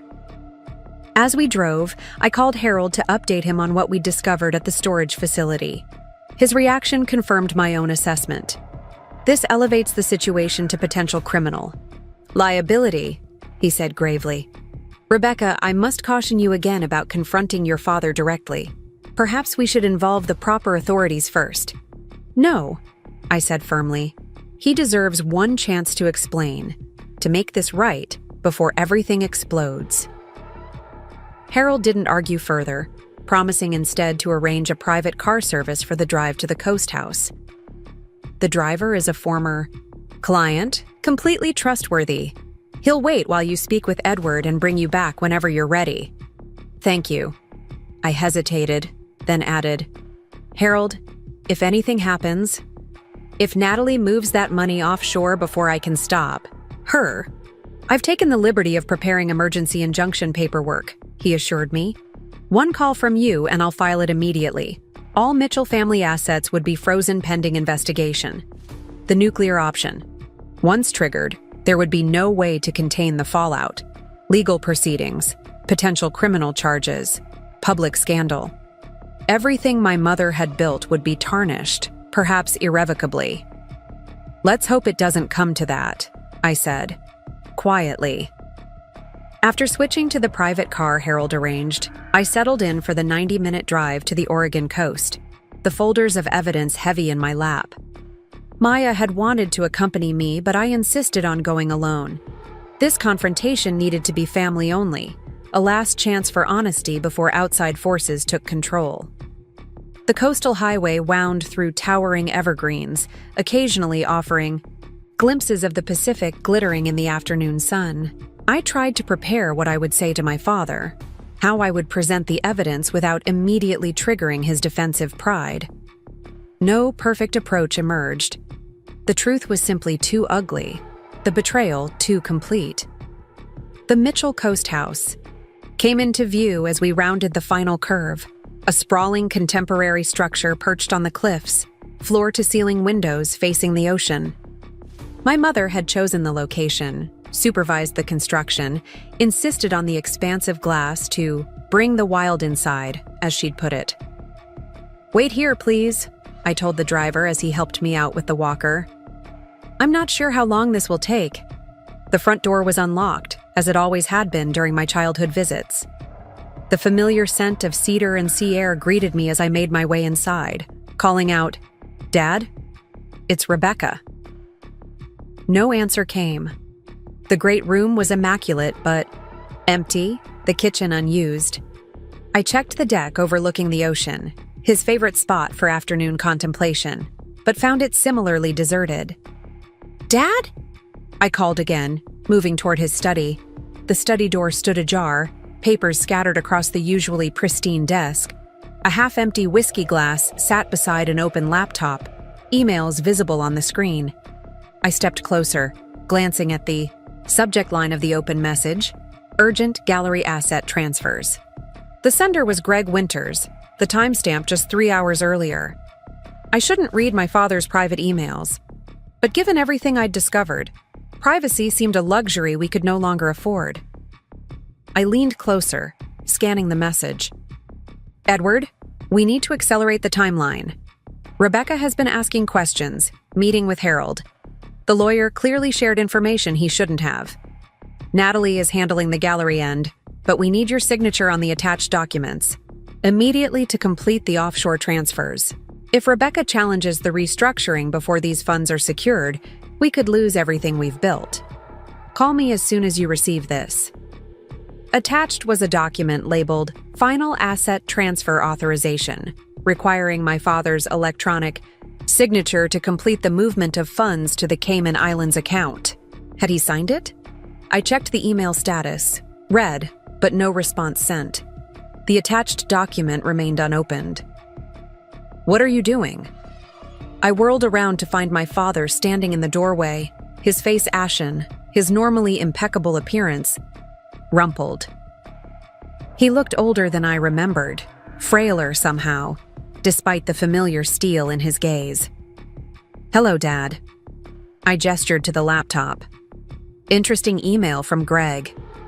Something about accelerating offshore transfers before I can challenge.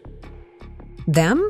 His expression cycled through surprise, anger, and finally a profound weariness. You shouldn't be reading my private correspondence. And you shouldn't have signed forged documents transferring my inheritance to Natalie while I was unconscious.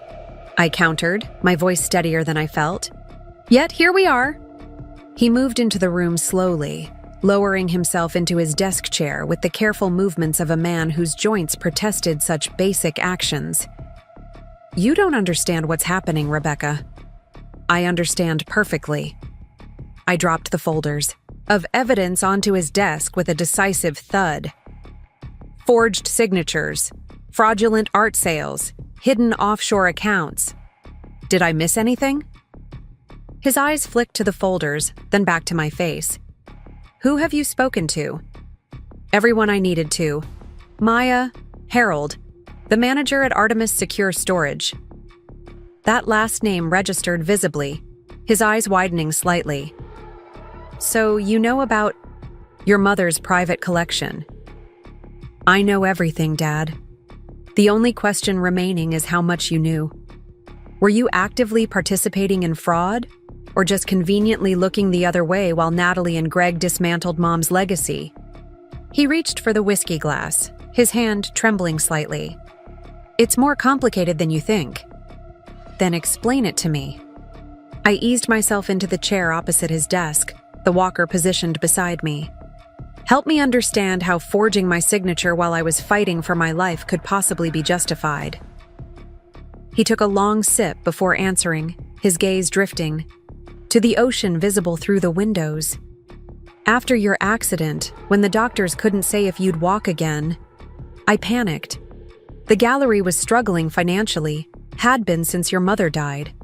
Natalie presented a plan to integrate it with her design business, create something new and viable. The gallery wasn't struggling, I interrupted. The financial records were manipulated to make it appear that way.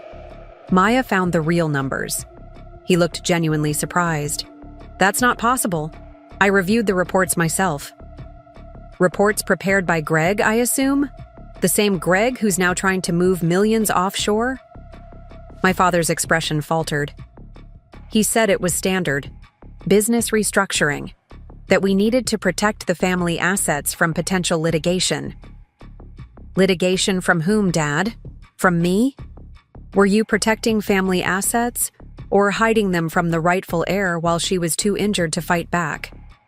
He flinched as if I'd struck him. I never intended to harm you, Rebecca.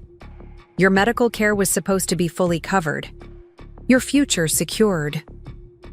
By taking away everything Mom entrusted to me, by allowing Natalie to sell forgeries of her most valuable artworks, I leaned forward, forcing him to meet my gaze. Did you know about that part, Dad? That the Sandoval and other pieces Natalie sold were fakes? The color drained from his face. That's not... They can't be fakes. I saw the Sandoval myself before the sale. You saw a high-quality reproduction. The real Sandoval, along with 11 other key pieces, is in secure storage where Mom placed it before she died. She created a separate trust, Dad. She knew something like this might happen. His hands shook as he reached for the top folder, opening it to reveal the storage facility documentation. Caroline did this without telling me? She protected her legacy the only way she could. I softened my tone slightly. Did you even read the documents you signed after my accident? Did you understand what you were allowing Natalie and Greg to do? He shuffled through the papers, disbelief evident in every line of his face. Greg said it was temporary, until you recovered, just streamlining decision-making during a family crisis. And the forgery of my signature? Was that just streamlining, too? His head snapped up. What forgery? I opened the second folder, showing him the trust amendment documents with the fraudulent signature. This isn't my signature, Dad. I never signed this. I never authorized Natalie to take control of my inheritance. He stared at the document, then at me, genuine shock registering in his expression. I didn't. Rebecca, I swear I didn't know. About this. Greg brought me these documents already signed. He said you had agreed to the arrangement from your hospital bed. For the first time since waking up from surgery, I felt a flicker of sympathy for my father. He looked broken, betrayed, much as I had felt these past months. Dad, I said, quietly, Greg and Natalie are committing fraud. They've sold forgeries to unsuspecting collectors. They're attempting to move the proceeds offshore. They've systematically dismantled everything Mom built, and they used your grief and fear to make you complicit. He buried his face in his hands, shoulders slumped in defeat. When he looked up again, the steel had returned to his eyes, not directed at me this time, but burning with a different target. What do we do? He asked simply. In that moment, something shifted between us. Not forgiveness, not yet, but perhaps the beginning of understanding. First, I said, pulling out my phone, we stop that offshore transfer. Then we have a very difficult conversation with Natalie. The drive back to Portland passed in tense silence, my father staring out the window at the darkening coastline while I made necessary calls. First to Harold, authorizing him to file emergency injunctions freezing all Mitchell family assets and the Winters Design Collective accounts. Then to Maya, arranging for her to meet us at Harold's office with the digital evidence. Finally, to Dr. Parker, whose scientific precision would be valuable in documenting the chain of events. I still can't believe it, my father said eventually, his voice rough with emotion. Natalie forging your signature, selling forgeries of your mother's collection, moving money offshore. He shook his head slowly. Where did I go wrong with her? This isn't about your parenting, Dad, I replied, more gently than I'd anticipated. Natalie made her choices, so did Greg. I should have seen it, should have questioned more. His gaze remained fixed on the passing landscape. After your mother died, I just withdrew. Let things happen around me. It was easier than facing reality. The admission surprised me. Edward Mitchell had always projected unwavering confidence, absolute certainty in his decisions. This vulnerable confession revealed how profoundly my mother's death had affected him. Carolyn knew, he continued quietly. She tried to warn me that Natalie was becoming calculating. That's why she left you in charge of the gallery. I should have honored her wishes. You still can, I said, checking my phone as another message from Harold arrived. The injunctions have been filed. All accounts frozen pending investigation. Natalie and Greg won't be able to move any more assets. He nodded grimly. What happens now? We meet with Harold to discuss options. Then we confront Natalie and Greg with what we know. I hesitated, then added, Dad, should prepare yourself. This could result in criminal charges. His shoulders slumped further, but he nodded again. I understand, and I'll accept whatever responsibility is mine in this mess. That simple statement, more than anything else, convinced me that my father had been manipulated rather than malicious. The Edward Mitchell I knew would never willingly admit fault or accept blame. His pride wouldn't allow it. This broken man beside me was someone new, someone humbled by betrayal. As we neared Portland, my phone rang again. Maya, her voice tight with urgency. Becca, where are you? How soon can you get to Harold's office? About 20 minutes. Why? What's happened? Natalie showed up here demanding to see Harold. When his receptionist told her he was unavailable, she completely lost it. Started screaming about injunctions and asset freezes. Security had to escort her out. My stomach clenched. She knows. Someone must have alerted her when the injunction was filed. She kept yelling that you had no right, that she'd destroy the gallery before letting you take it back. Maya lowered her voice. Becca, she threatened you specifically, said you'd regret interfering. Harold's calling in additional security. We're on our way, I assured her, ending the call and relaying the situation to my father. His expression hardened. Greg must have sources in the financial sector who alerted him to the freeze. Natalie always lashes out when cornered. She's never been cornered quite like this before. When we arrived at Harold's office building, additional security personnel were visible in the lobby. The receptionist ushered us directly into a conference room where Harold, Maya, and Dr. Parker waited, along with a stern-looking woman I didn't recognize. Rebecca, Edward, Harold greeted us. Allow me to introduce Diane Mercer from the District Attorney's White-Collar Crime Division. Given the nature of the evidence we've uncovered, I thought it prudent to bring in the proper authorities. My father stiffened beside me but extended his hand politely. Ms. Mercer, I assume you're here about my daughter Natalie's activities. Diane Mercer's handshake was brisk, her assessment immediate. Potentially about several members of your family, Mr. Mitchell. I understand you're prepared to cooperate fully? I am. He met her gaze directly. Though until today, I was unaware of most of what had occurred. She gestured to the chairs. Then let's start from the beginning. Ms. Mitchell, perhaps you could walk us through your discovery of these events. For the next hour, I detailed everything. From waking after surgery to find the gallery under Natalie's control, to discovering the forged documents, to uncovering my mother's secret trust and the authentic art collection. Maya provided the financial evidence she'd gathered, and Dr. Parker confirmed the diversion of my research funding. Throughout my account, my father remained silent, his expression growing more pained with each new revelation. When I finished, he cleared his throat.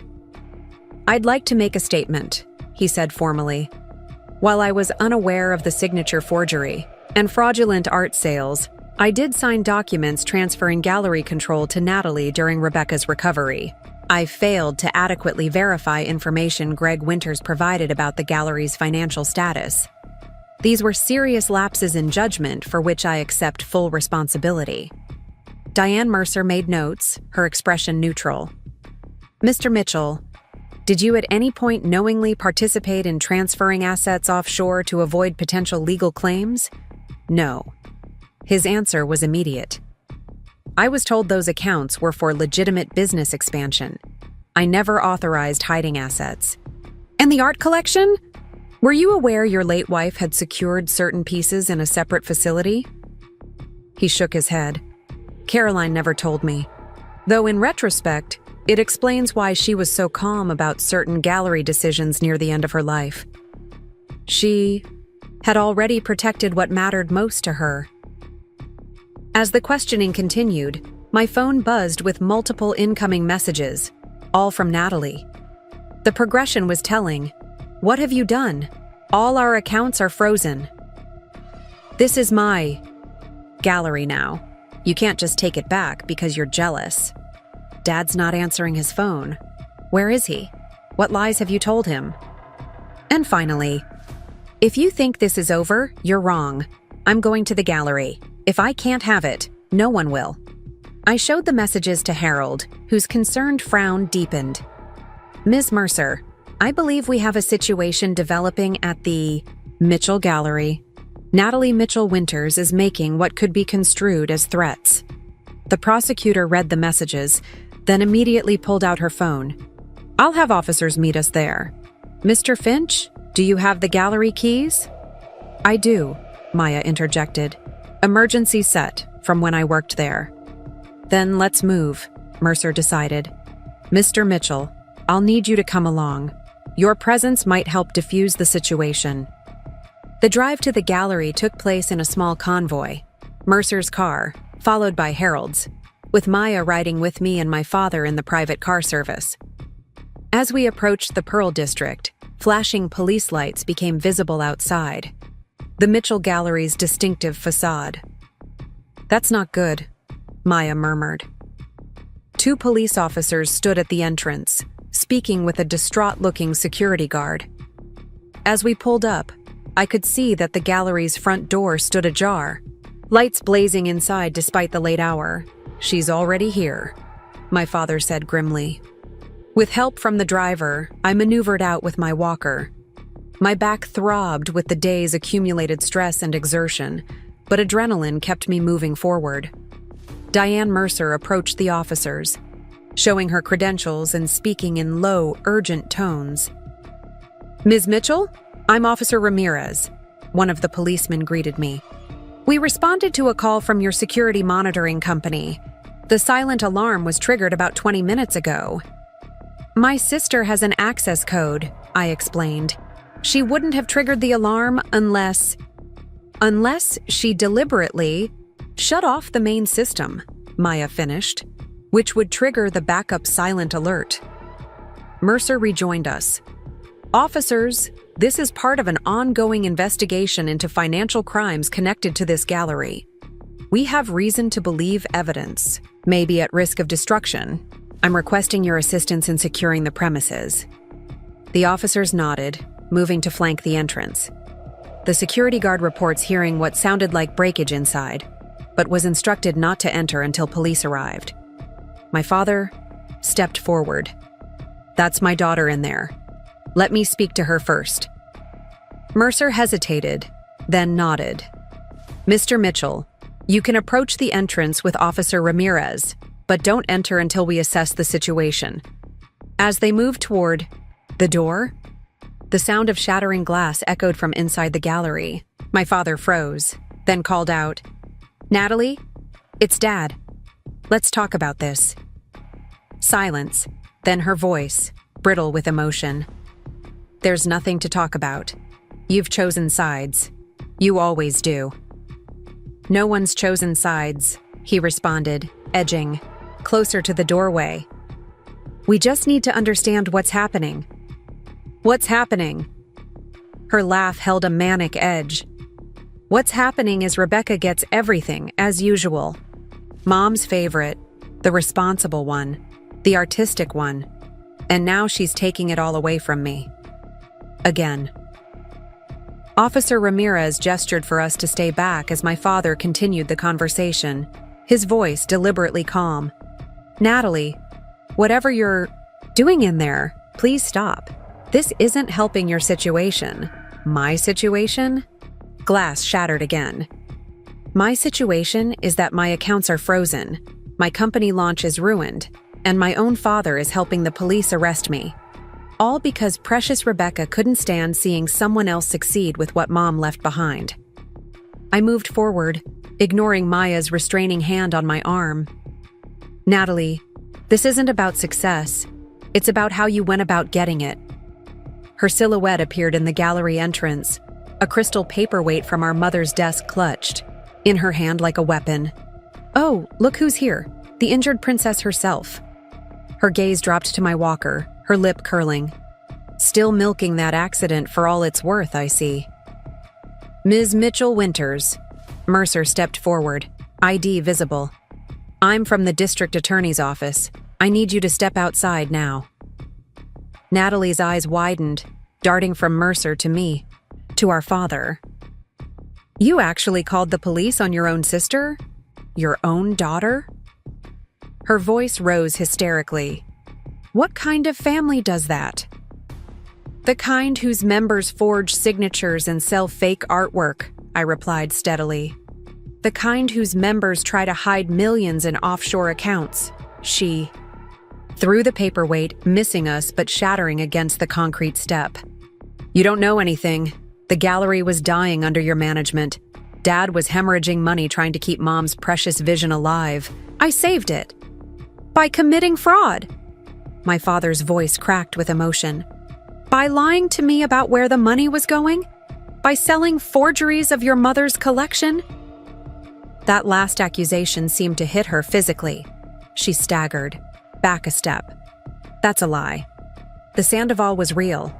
All the pieces were real. No, Natalie, I said quietly. Mom created a separate trust. She moved the real artwork to secure storage before she died. What you sold were reproductions. Earthy. Color drained from her face as the implications sank in. That's not possible. Greg verified the authenticity, he said. Greg lied to you too, my father said. Or maybe he knew all along. Where is he now, Natalie? Why isn't he here with you facing this? Her expression shifted from shock to dawning horror. She pulled out her phone with trembling hands, staring at the screen. He's not answering. He was supposed to meet me here. Officer Ramirez took advantage of her distraction to move closer. Ma'am, I need you to step outside now. Everything else can be sorted out down at the station. Wait. She backed up, disappearing into the gallery. I need to… Natalie, don't make this worse, my father pleaded, following the officer into the entrance. Whatever you've done, we can work through it as a family. Maya tugged at my sleeve, pointing to the side of the building. The emergency exit just opened. Someone's leaving. I squinted in the dim light, catching a glimpse of a tall figure hurrying away. Greg, I realized. He was already inside. Mercer immediately alerted the second officer, who took off in pursuit. Inside the gallery, raised voices echoed, my father and Natalie arguing, Officer Ramirez repeatedly ordering her to exit the building. I need to get in there, I told Maya. She'll listen to me. Becca, that's crazy. She just threw a paperweight at us. She's my sister. Despite everything, that simple fact still held meaning. And she's just realized her husband has probably left her to take the fall alone. Before Maya could object further, I moved toward the entrance, my walker scraping against the concrete. Inside, the gallery's main exhibition space was in disarray. Display pedestals toppled, several smaller artworks broken on the floor. Near the back wall, Officer Ramirez stood with his hand on his weapon, facing Natalie, who had backed herself, against the emergency exit door. My father stood between them, hands raised placatingly. Natalie, I called, making my way carefully across the room. It's over. Whatever Greg took from the gallery just now, the police will catch him. Her head whipped toward me, eyes wild. You don't understand. He has the authentication documents, the sales records, everything. Understanding dawned. He's trying to destroy the evidence. He said he was protecting us, she whispered, her carefully maintained facade crumbling. He said no one would ever know about the reproductions, that we'd be long gone before anyone realized. My father turned to Officer Ramirez. Your partner needs to know. Greg Winters likely has documents essential to this investigation, possibly a laptop or external drives. As Ramirez radioed this information, I moved closer to Natalie. How long has he been planning this? The exit strategy if things went wrong? Her laugh was hollow. Since the beginning, apparently. I just didn't know I wasn't part of it. She slid down the wall until she was sitting on the floor, designer outfit collecting dust. There's a private plane, charter, scheduled for tonight. He said it was for our weekend getaway. romantic surprise. "Destination?" Mercer asked sharply, having joined us inside. "Cayman Islands." Natalie's voice was flat now, defeated. "Where the money is. Where he is probably headed right now while I'm here taking the blame." Mercer immediately stepped away to make calls, presumably to alert airport security. My father knelt beside Natalie, awkwardly patting her shoulder as she began to cry, harsh, racking sobs that seemed torn from somewhere deep. "I just wanted to matter," she choked out between sobs. "The gallery was always Rebecca's. Mom's legacy was always for her. I wanted something that was mine, something important." "So you took what was mine instead," I said, not accusingly but matter-of-factly. "Greg said we could transform it, make it better, more successful." She wiped at her, tears smearing expensive makeup. "He had all these plans, connections. Said Dad was stuck in the past, you were too idealistic, that the Mitchell name could be something bigger. By selling fake artwork?" The question came from my father, genuine bewilderment in his tone. "I didn't know they were fakes." Her voice hardened slightly. "That was Greg's doing. He brought in an art restorer who made the reproductions, said it was insurance in case anything happened to the originals. I didn't question it. And forging my signature while I was in surgery?" I couldn't keep the edge from my voice on this point. "Was that Greg's idea too?" She wouldn't meet my eyes. "No, that was me. You were supposed to be in recovery for months. We needed to move quickly." A bitter smile twisted her lips. "Funny? Thing is, I practiced your signature for hours to get it right. Just like when we were kids and I wanted to forge notes to get out of school." The reminder of that shared childhood memory, Natalie practicing my handwriting while I reluctantly coached her, sent an unexpected pang through me. We had been close once, allies in navigating our parents' expectations. Officer Ramirez received a radio update, his expression clearing. "Ms. Mercer, they've apprehended Mr. Winters at the private aviation terminal. He had multiple laptops and documents in his possession." Natalie's shoulders slumped further. Of course they caught him. He was always terrible under pressure. She looked up at me, really seeing me for the first time since I'd entered. "What happens now?" Before I could answer, Diane Mercer stepped forward. "Ms. Mitchell Winters, I need to place you under arrest for multiple counts of fraud, forgery, and attempted destruction of evidence. You have the right to remain silent." As Mercer continued reading Miranda rights, my father helped Natalie to her feet. She stood woodenly, all fight gone, nodding mechanically at appropriate intervals. "Can I at least change clothes before—" "Going to jail?" she asked when Mercer finished, gesturing to her designer outfit. "We'll arrange appropriate attire at the station," Mercer replied, not unkindly. "Is there anything you'd like to tell us now that might help your situation? Any cooperation will be noted."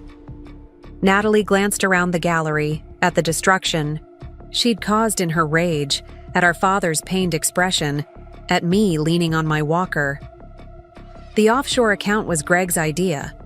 I just wanted the design business, a fresh start with the Mitchell name behind it.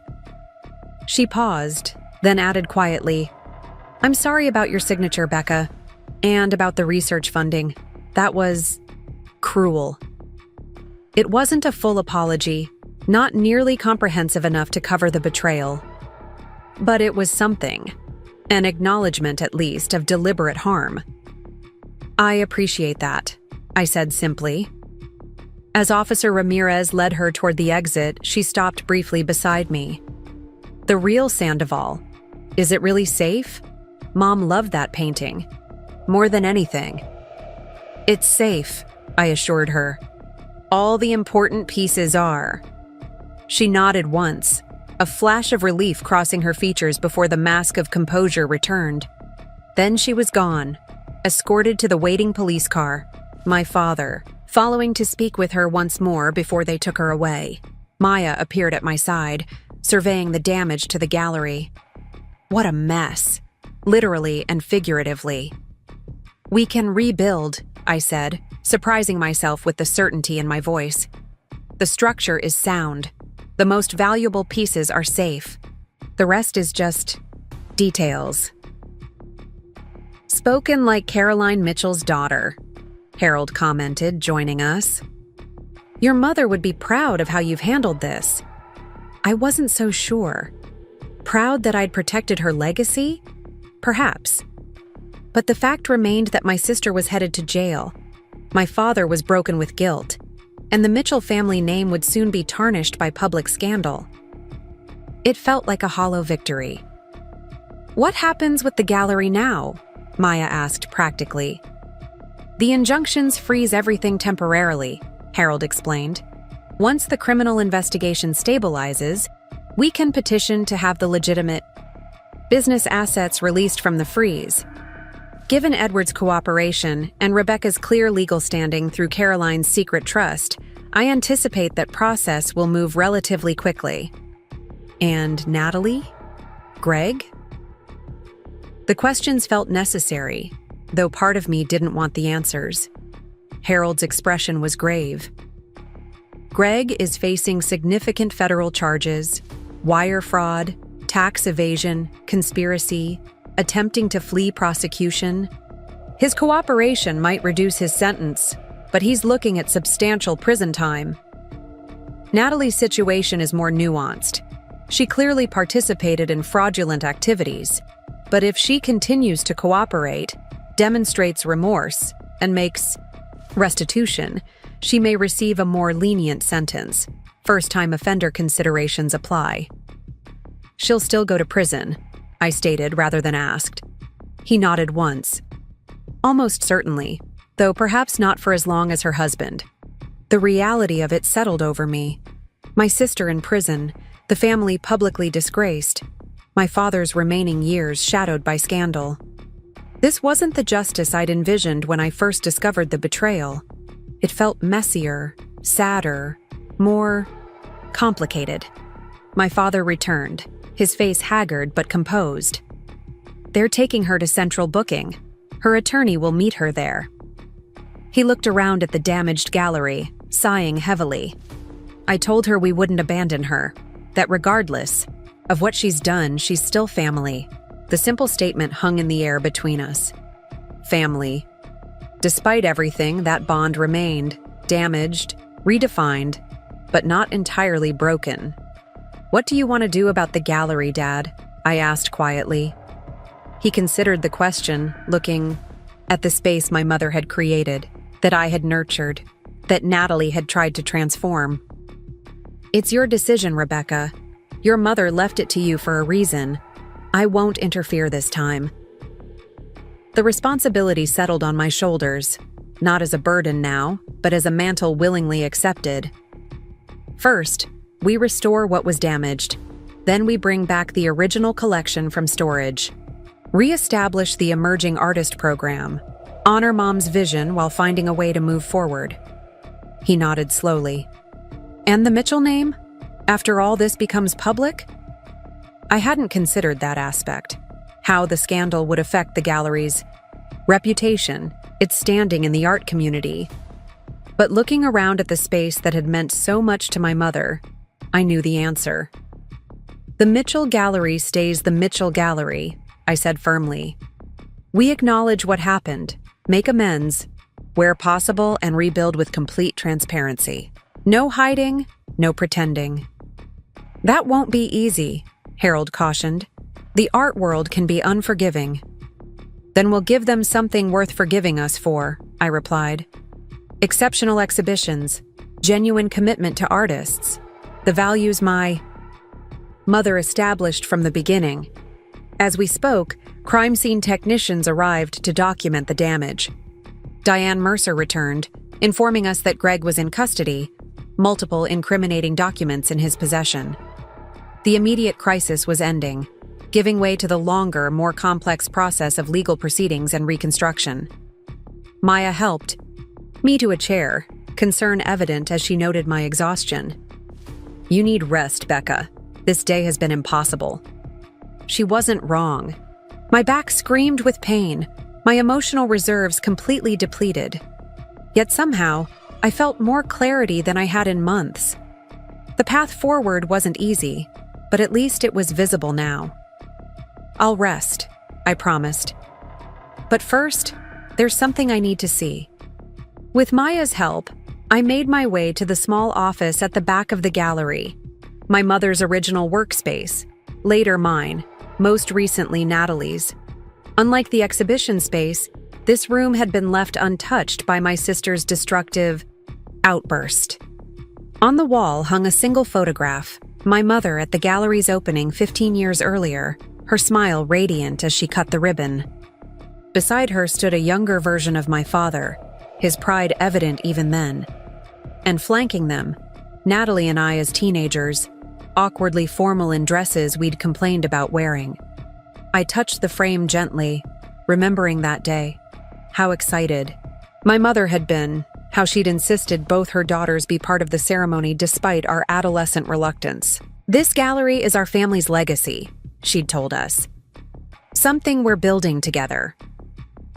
Somewhere along the way, we'd lost sight of that togetherness. My mother's illness, my dedication to both research and the gallery, Natalie's growing resentment, my father's withdrawal after his wife's death, all of it had fractured what was once solid. "We can put that in storage if it's too difficult," Maya suggested, misinterpreting my silence. "No," I said firmly. "It stays, to remind us of where we started. And maybe eventually, to show us a way back to something like it again." My father appeared in the doorway, his expression softening at the sight of the photograph. "I remember that day. Caroline was so nervous the ribbon wouldn't cut properly, practiced with those giant scissors for hours. The shared memory hung between us, not healing the wounds completely, but offering a glimpse of connection that had been absent for too long." "Dad," I said quietly, "we have a lot to figure out. Legal issues, gallery reconstruction, public statements. But first, I think we both need rest." He nodded, suddenly looking every one of his 70 years. "You'll stay at the house tonight?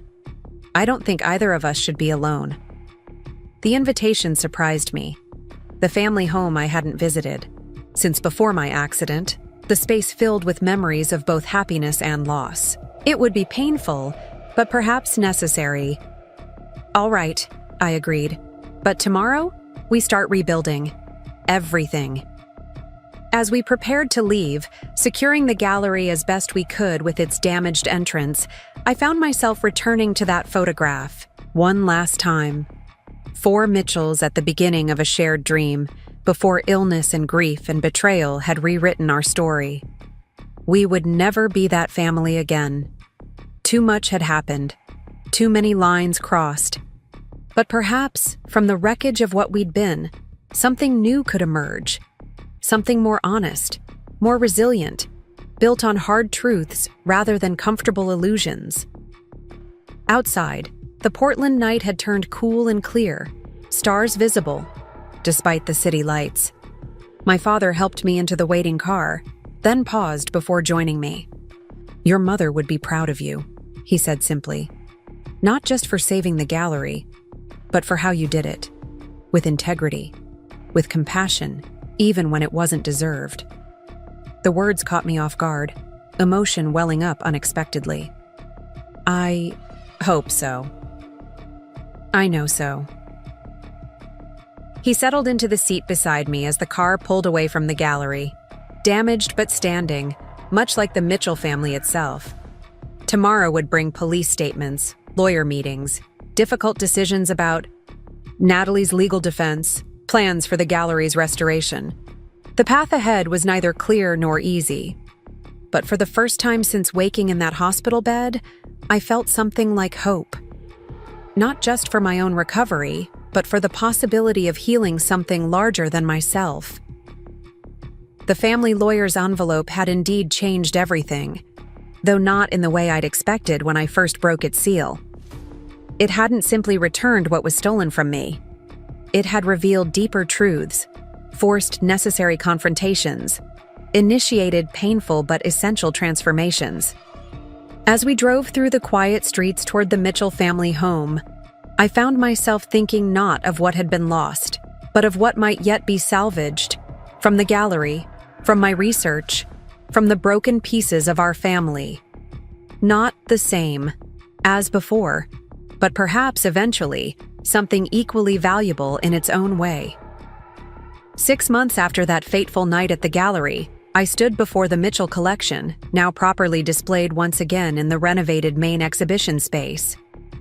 The 12 key pieces my mother had protected formed the centerpiece. The Sandoval in its rightful place of honor, the Martinez sculptures arranged precisely as she had originally intended, the early Hernandez works showcased with the reverence they deserved. My walker was gone now, replaced by a sleek carbon fiber cane that I used mainly on days when fatigue made my newly healed spine protest. Dr. Parker had called my recovery remarkable. I considered it merely adequate, a work in progress like so many things in my life. "It looks right again," Maya observed, joining me in front of the Sandoval. As gallery director, a position she'd initially resisted accepting until I convinced her she was the perfect choice, she had overseen much of the restoration work while I focused on legal matters and my continued physical therapy. "It does," I agreed. Mom would approve. The Mitchell Gallery's reopening exhibition was scheduled for the following evening. A carefully curated showcase titled Authenticity, featuring both established and emerging artists exploring themes of truth, forgery, and restoration. The irony wasn't lost on anyone familiar with recent events, but we had decided early on to face the scandal directly rather than trying to minimize it. "Final RSVPs are strong," Maya reported, consulting her tablet. "Several major collectors confirmed today, including the Hargroves and Diane Wilson. Even the Westlakes are coming." I raised an eyebrow. "Really? After everything?" Apparently, they're intrigued by our bold transparency. Their words, not mine. She smiled slightly. "Also, Harold's statement about making restitution to anyone who purchased misrepresented artwork seems to have reassured the collecting community. That had been one of our first decisions after the dust settled, establishing a fund to compensate buyers who had purchased forgeries, funded primarily by recovering the offshore assets Greg had attempted to hide. Harold had crafted a masterful public statement acknowledging the fraud while clearly distinguishing between the guilty parties and the gallery's new direction. The art world's memory was long, but its appetite for redemption narratives surprisingly robust. "Any word from the sentencing hearing?" Maya asked carefully. I checked my watch. "Should be finishing up now. Dad promised to call as soon as it's over." The criminal proceedings against Natalie and Greg had moved with unexpected swiftness. Their cases separated early when it became clear their defense strategies would diverge. Greg, facing the more serious charges and substantial evidence, had eventually accepted a plea deal, 15 years for fraud, tax evasion, and attempted flight to avoid prosecution. Natalie's situation had proven more complex. She had cooperated fully after her arrest, providing detailed information about the fraud scheme while accepting responsibility for her direct actions. Her testimony had been crucial in recovering additional assets Greg had hidden. "Ms. Mitchell," one of the installation technicians approached hesitantly. "We're ready to adjust the lighting whenever you'd like to review it." "Give us 15 minutes, I replied. "Then we'll do a full walkthrough." As he left, my phone rang, my father's number appearing on the screen. I stepped away from the exhibition space, finding a quiet corner to take the call. "Dad? How did it go?" His voice came through tired but relieved. 5 years, with possibility of parole after serving 18 months. The judge took her cooperation into account, and the character witnesses helped. I exhaled slowly. 5 years. Significantly less than what could have been imposed, but still a substantial sentence. How did she take it? With dignity, he said softly. She stood very straight, thanked the judge for acknowledging her cooperation, asked to address the court briefly. What did she say? That she was sorry, that she had betrayed not just the family business but the family itself, that she hoped someday to make amends. He paused. She asked specifically if you were there. A familiar knot of complicated emotions tightened in my chest. I had the final walkthrough for tomorrow's opening. I told her. She understood. His tone held no judgment, for which I was grateful. My relationship with Natalie remained fractured, our limited interactions formal and tense despite tentative steps toward some form of reconciliation. She asked me to give you a message. What message? Tell Becca the Sandoval looks better in its original spot anyway. Mom was right. He cleared his throat. She saw the gallery restoration photos I brought last visit. The simple observation, so specifically about the painting, about our mother's judgment, hit unexpectedly hard. It was the most personal comment Natalie had directed to me since her arrest, the first that hinted at the sister I'd once known, rather than the defensive stranger she'd become. Thank you for telling me, I managed. Will you be home for dinner? He asked, changing the subject with characteristic Mitchell family avoidance of emotional complexity. Late. We have the final lighting adjustments, then security protocol reviews. I'll keep something warm. The ease with which he said this still surprised me sometimes. This new version of Edward Mitchell who prepared meals, who waited up, who had become unexpectedly attentive in his late-life role as my roommate. We had sold the Coast House to help fund the restitution payments, my father moving into the family home I'd reclaimed after sorting out the legal tangles. The arrangement had begun as practical. My continuing recovery, his need to downsize, but had evolved into something neither of us had anticipated. A genuine reconnection, tentative at first, but strengthening with each honest conversation about the past. After ending the call, I returned to find Maya supervising the adjustment of a display case containing original gallery documents, my mother's founding vision statement, early exhibition catalogs, and a small selection of her personal notes about artists she'd championed. Everything okay? She asked, noting my expression. Natalie got 5 years, possible parole after 18 months. She nodded, absorbing the information. That seems fair, I guess. All things considered. Yeah, I studied the documents in the case, my mother's elegant handwriting mapping out her dreams for the space we now stood in. She sent a message about the Sandoval, said it looks better in its original location. Maya raised an eyebrow. That's almost normal. For sisters, I mean. Almost. I smiled slightly. Ready for the lighting walkthrough? The next? Several hours passed in careful adjustments and final preparations. By the time we finished, evening had settled over Portland, the gallery windows reflecting our movements against the darkened street outside. The space looked magnificent, renewed, and authentic in a way that honored its history while acknowledging the painful recent past. We did it, Maya said as we locked up, satisfaction evident in her voice. From complete disaster to this in 6 months. Not bad. We had help. I gestured to her tablet where the staff list remained visible. Harold's legal team, Simon's, organizational assistants, even my father's unexpected talent for navigating insurance claims. Turns out when you're honest about needing support, people step up. Speaking of support, she hesitated. Have you decided about Dr. Parker's research proposal? The deadline's next week. The question touched on what remained my most difficult decision.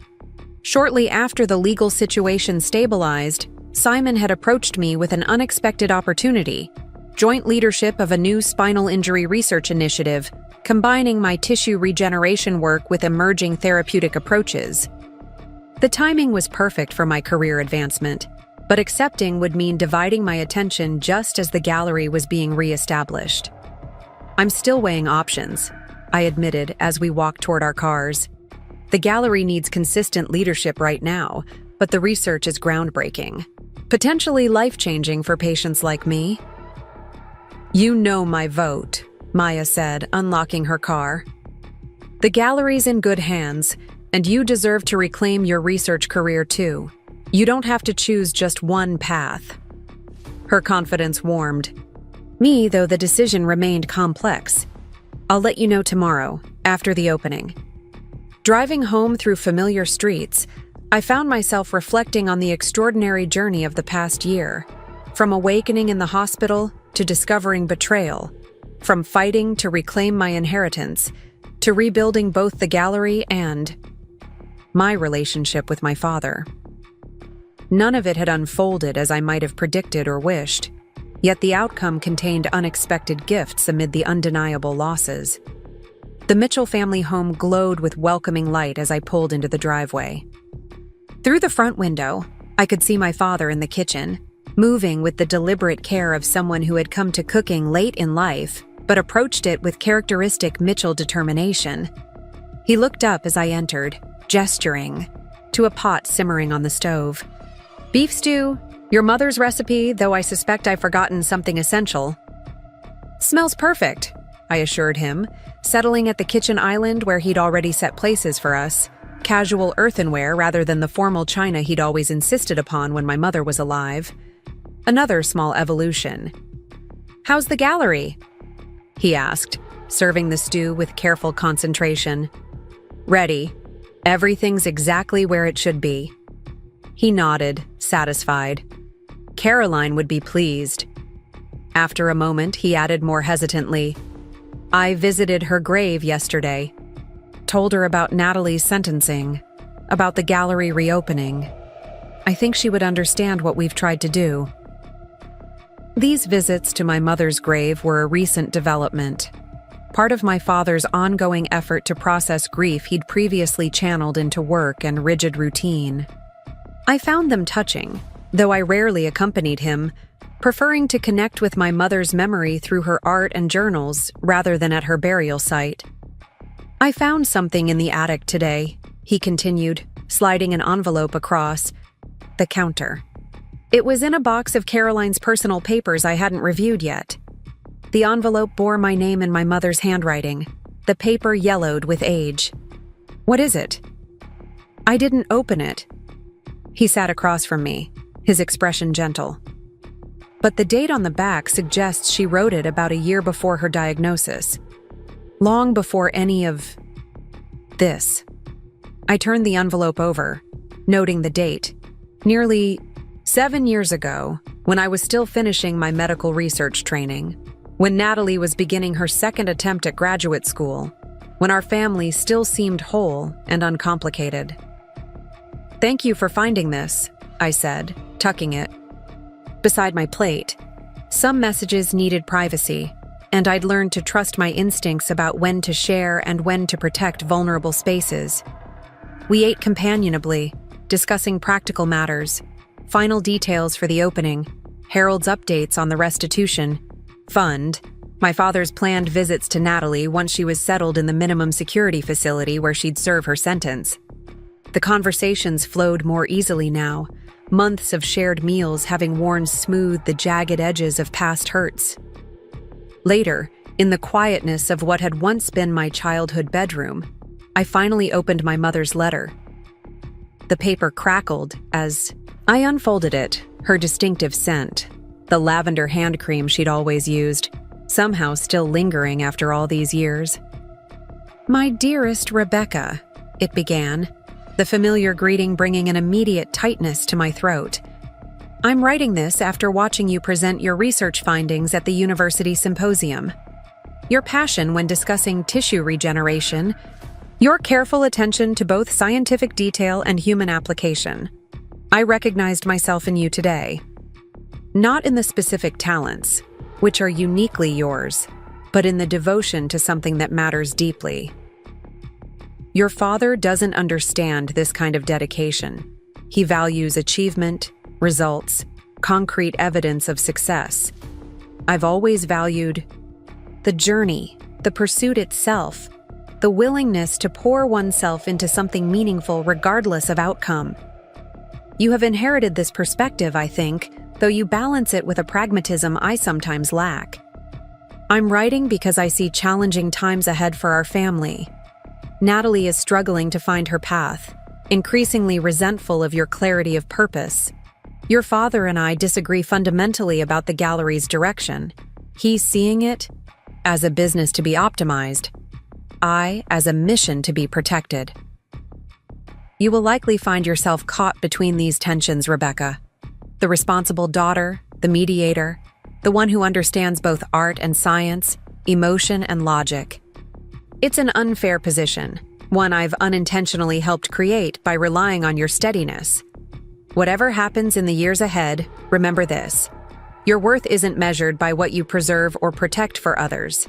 Your life isn't valuable, primarily as a vessel for carrying forward my vision or balancing your father's practicality or compensating for your sister's uncertainties. You matter for yourself, your mind, your heart, your unique way of seeing. If a time comes when you must choose between honoring others' expectations and honoring your own truth, choose yourself. I will never love you less for it. The gallery, the art collection, the family name. These are important but ultimately just settings for the real work of living authentically. Whatever becomes of them, your integrity matters more. With boundless love and admiration, Mom. I sat motionless after reading, the letter trembling slightly in my hands. 7 years ago, my mother had somehow seen the fault lines that would eventually fracture our family. She had recognized the roles we were all playing. My father, the pragmatic businessman, Natalie, the resentful younger daughter, me, the responsible mediator, and had tried, in her way, to release me from obligations she feared might become burdens.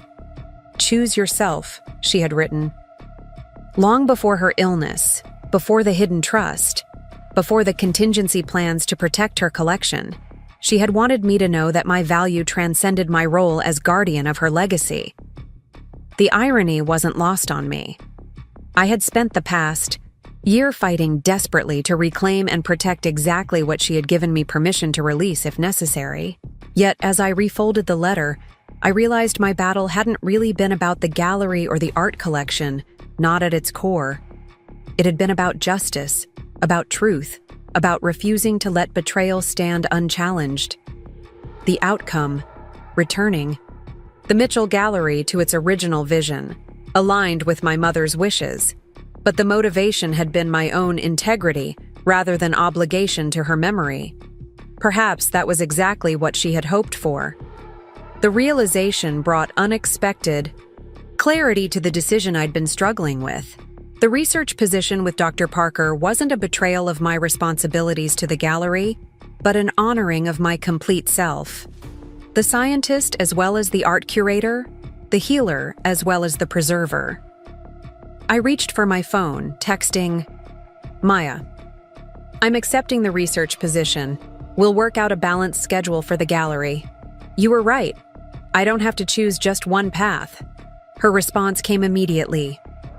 About time. Simon will be thrilled. So am I. See you tomorrow for the big opening. Sleep came easily that night, my mother's letter resting on the bedside table beside the final checklist for the gallery opening. For the first time in many months, I felt neither torn between competing demands nor crushed beneath the weight of betrayal and its aftermath. Instead, a quiet certainty had settled over me. Not that everything was resolved, but that I was finally approaching life's complexities with my full, authentic self, rather than from a position of defensive reaction. Morning brought final preparations for the evening's gallery opening. My father insisted on accompanying me, dressed in a new suit rather than the conservatively expensive ones he'd favored throughout his business career. His silver hair was freshly trimmed, his posture more relaxed than I'd seen in years. You look nice, I told him as we left. Different. He smiled slightly, adjusting his blue tie, my mother's favorite color. I feel different. Less concerned with appearances, perhaps. Growth looks good on you, I said lightly, though the observation was genuine. Edward Mitchell at 73 was becoming someone new, still recognizably himself with his precision and attention to detail, but softer at the edges, more willing to acknowledge mistakes and adapt his thinking. The gallery hummed with anticipation when we arrived. Maya was already directing the catering staff, exhibition lighting adjusted to perfection, security positioned discreetly at key points. Harold Finch arrived early, accompanied by Diane Mercer, whose professional interest in the case had evolved into personal support for the gallery's resurrection. "The art world loves nothing more than redemption," Harold observed as we surveyed the space, "especially when it comes with a compelling narrative." "Is that what we're offering? Redemption?" I asked. "Authenticity," he corrected. "In the art in acknowledging what happened, in the way forward. That's far more valuable." Guests began arriving precisely at 7, the Portland arts community turning out in force. Collectors, critics, museum directors, artists whose careers my mother had helped launch. Many offered condolences about Natalie's sentencing, which had made the morning news. Others asked careful questions about the gallery's future plans, the status of the restitution fund, whether any of the forgeries would be displayed as educational exhibits. They would not. Dr. Parker arrived with several colleagues from the research center. His presence a pointed reminder of the dual path I was choosing. "I got your email," he said, embracing me warmly. "We'll make it work, the research and the gallery."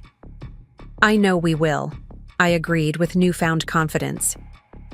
As the evening progressed, I found myself drawn repeatedly to the Sandoval, its vibrant colors and distinctive brushwork a touchstone amid the social currents swirling through the gallery. My mother had recognized the artist's talent before anyone else, investing in his work when conventional wisdom deemed it unmarketable.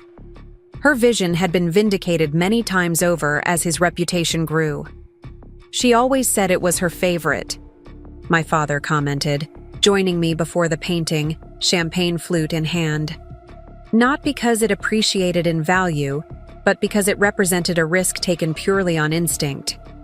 Caroline trusted her eye more than any expert opinion. "She was right about a lot of things," I said quietly. "Yes." He studied the painting thoughtfully, including which daughter should guard her legacy. After a moment, he added, "I received a letter from Natalie today. She asked me to share a portion with you, if it seemed appropriate." "What did she write?" He pulled a folded paper from his jacket pocket, finding the relevant passage. She said, "Tell Becca I understand now why Mom chose her for the gallery. It wasn't favoritism or because she was older. It was because she saw the art the way Mom did, not as assets or status symbols, but as connections to something larger. I never had that vision. I saw only what things were worth, not what they meant. That's why I failed, even before the fraud and forgery. I didn't love what I was trying to possess." The words struck deep, revealing an insight I hadn't expected from my sister. Perhaps her time awaiting sentencing had brought genuine reflection rather than merely strategic cooperation. "Thank you for sharing that," I said, returning my gaze to the Sandoval. "Maybe eventually." I didn't complete the thought, but my father nodded understanding. Eventually, after sentences were served and more time passed, perhaps some new form of relationship with Natalie might be possible. Not restoration of what was broken, that seemed an unrealistic expectation, but something different, built on painful truths rather than comfortable illusions. The evening continued, a success by any measure. Critics praised the exhibition, collectors expressed renewed confidence in the Mitchell Gallery's future, and several emerging artists received exactly the kind of attention my mother had always intended this space to generate. Near midnight, as the final guests departed, Maya found me in my mother's former office, now mine again, taking a moment of quiet amid the evening's sociability. "We did it," she said, collapsing into a chair. "First milestone achieved. The Mitchell." Gallery is officially back. Thanks to you, I acknowledged. I couldn't have managed all this while handling the legal aftermath. Team effort. She kicked off her heels with a sigh of relief. Though I have to say, gallery director looks better on my resume than assistant who helped expose massive art fraud. I laughed, the sound echoing in the quiet room. Fair point. Your father seems different, she observed. More present. He is. We both are. I glanced at the family photograph still hanging on the wall, the ribbon-cutting ceremony from years ago, all of us formally posed but genuinely connected in that moment. Loss has a way of clarifying what matters. Speaking of clarity, Maya straightened slightly. There's something I've been meaning to tell you. I've been offered a position at the Seattle Art Museum, Senior Curator, Contemporary Collections. The announcement caught me by surprise, though perhaps it shouldn't have. Maya's talents had always deserved a larger platform than gallery assistant. That's incredible. When would you start? That's just it. I turned it down. She met my questioning look with a small smile. What we're building here matters more. The Mitchell Gallery's rebirth, the Emerging Artist Program, the educational initiatives we've discussed. I want to be part of that. Her choice moved me deeply.